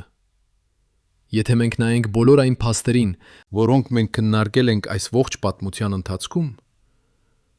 մենք կտեսնենք մի բարդ ցանց, որը ներառում է Մոսկվայի հատուկ ծառայությունները, Հայաստանի անվտանգության համակարգի բարձրաստիճան պաշտոնյաներին, քաղաքական գործիչներին, ովքեր ուզում էին իշխանություն, եւ արտաքին ուժերին, ովքեր ուզում էին վերահսկել Հայաստանը։ Այս բոլորը միասին ստեղծեցին մի օպերացիա, որը փոխեց Հայաստանի պատմությունը։ Բայց ո՞վ էր այդ ցանցի կենտրոնում։ Ո՞վ էր այն մարդը, ով համակարգեց բոլորին։ Ո՞վ էր այն մարդը, ով տվեց վերջնական հրամանը։ Մենք երբեք չենք իմանա վստահորեն, եթե այդ մարդը չբացահայտվի։ Բայց մենք կարող ենք ասել մի բան վստահորեն. հոկտեմբերի 27-ը եղել է ավելին, քան պարզ ահաբեկչություն։ Այն եղել է քաղաքական հեղաշրջում, որը կազմակերպվել է արտաքին ուժերի կողմից։ Հայաստանի քաղաքական համակարգը փոխելու և երկիրը ավելի կախյալ դարձնելու նպատակով։ Եվ այդ նպատակը հասնվեց։ Հոկտեմբերի 27-ից հետո Հայաստանը դարձավ ավելի կախյալ Ռուսաստանից, ավելի թույլ, ավելի վերահսկելի։ Եվ այդ իրավիճակը շարունակվում է մինչ օրս։ 25 տարի անցել է հոկտեմբերի 27-ից, բայց այդ ողբերգության ստվերը դեռ ընկած է Հայաստանի վրա։ Վազգեն Սարգսյանը, Կարեն Դեմիրճյանը և մյուս 6 զոհերը՝ Հենդիկ Աբրահամյանը, Վարդան Մալխասյանը, Միքայել Քոթանյանը, Ռուբեն Միրոյանը, Լեոնարդ Պետրոսյանը և Արմենակ Արմենակյանը իրենց ճանապարհը ավարտեցին այդ սարսափելի օրը։ Նրանց ընտանիքները կորցրին իրենց սիրելիներին, Հայաստանը կորցրեց իր քաղաքական էլիտայի մի ամբողջ սերունդ, և երկիրը մտավ մի նոր փուլ, որը բնութագրվում էր ավելի մեծ կախվածությամբ արտաքին ուժերից, ավելի քիչ անկախությամբ, ավելի շատ վախով։ Նաիրի Հունանյանը և նրա խումբը դատապարտվեցին ցմահ ազատազրկման։ Նրանք անհետացան բանտային համակարգի խորքերում, և շատերը հավատում են, որ նրանք երբեք չեն ազատվի։ Բայց իրական պատվիրատուները, այն մարդիկը, ովքեր կազմակերպեցին այդ ողբերգությունը, մնացին ազատ։ Նրանցից ոմանք դեռ զբաղեցնում են բարձր պաշտոններ, ուրիշները ապրում են հանգիստ կյանքով արտերկրում, և ոչ մեկը երբեք չի պատասխանատվության ենթարկվել իր իրական դերի համար։ Հայաստանի քաղաքական համակարգը ամբողջությամբ փոխվեց հոկտեմբերի 27-ից հետո։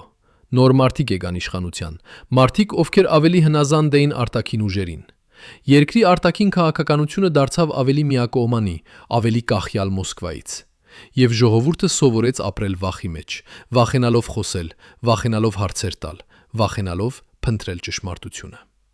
Բայց միևնույն ժամանակ հոկտեմբերի 27-ը թողեց նաև մի այլ ժառանգություն՝ հարցերի ժառանգություն։ Հարցեր, որոնք դեռ մնում են անպատասխան։ Հարցեր, որոնք շարունակում են տանջել նրանց, ովքեր փնտրում են ճշմարտությունը։ Ո՞վ էր իրական պատվիրատուն։ Ինչու այդ ողբերգությունը տեղի ունեցավ։ Ինչպես այն կազմակերպվեց։ Ո՞վ օգտվեց դրանից։ Եվ ամենակարևորը, երբ կբացահայտվի ամբողջ ճշմարտությունը։ Այս հարցերը դեռ սպասում են իրենց պատասխանների, և մինչև այդ պատասխանները չգան, հոկտեմբերի 27-ը կմնա բացվերք Հայաստանի պատմության մեջ։ Վերք, որը չի բուժվի, մինչև ճշմարտությունը վերջապես բացահայտվի։ Վերք, որը շարունակում է ցավել, շարունակում է հիշեցնել, շարունակում է պահանջել արդարություն։ Բայց արդյոք այդ ճշմարտությունը երբևէ կբացահայտվի։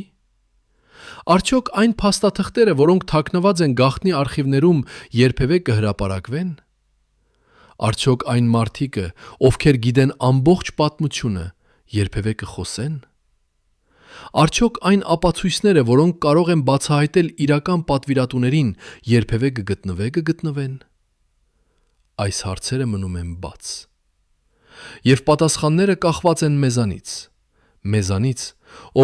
ովքեր շարունակում ենք փնտրել, շարունակում ենք հարցեր տալ, շարունակում ենք պահանջել ճշմարտությունը։ Միգուցե մի օր, երբ բոլոր արխիվները բացվեն, երբ բոլոր վկաները վախը կորցնեն և խոսեն, երբ բոլոր փաստաթղթերը հրապարակվեն, մենք վերջապես կիմանանք ամբողջ ճշմարտությունը։ Միգուցե մի օր մենք կիմանանք, թե ով էր զանգահարել Նաիրին հոկտեմբերի 26-ի երեկոյան։ Միգուցե մի օր մենք կիմանանք, թե ում անունն էր գրված այն կորած էջերում։ Միգուցե մի օր մենք կիմանանք, թե ով էր իրական պատվիրատուն։ Եվ երբ այդ օրը գա, Հայաստանը վերջապես կկարողանա փակել այդ մութ էջը իր պատմության մեջ և առաջ գնալ դեպի ավելի լուսավոր ապագա։ Բայց մինչև այդ օրը գա, մենք պետք է հիշենք հոկտեմբերի 27-ի զոհերին։ Մենք պետք է հիշենք Վազգեն Սարգսյանին, Կարեն Դեմիրճյանին և բոլոր այն մարդկանց, ովքեր կորցրին իրենց կյանքը այդ օրը։ Մենք պետք է հիշենք նրանց ոչ միայն որպես զոհեր, այլ նաև որպես խորհրդանիշներ։ Խորհրդանիշներ այն ճշմարտության, որը դեռ պետք է բացահայտվի։ Եվ մենք պետք է խոստանանք, որ մենք երբեք չենք դադարի փնտրել այդ ճշմարտությունը, որքան էլ դժվար լինի, որքան էլ վտանգավոր լինի, որքան էլ երկար տևի։ Հարգելի հեռուստադիտողներ, եթե դուք հետևել եք այս ողբերգական պատմությանը մինչև վերջ, գրեք մեկնաբանություններում, թե որ քաղաքից եք։ Մեզ համար կարևոր է իմանալ, թե որտեղ Վազգեն Սարգսյանը դեռ հիշվում է։ Եվ բաժանորդագրվեք ալիքին, որպեսզի չկորցնեք ճշմարտությունը պատմության կուռքերի մասին։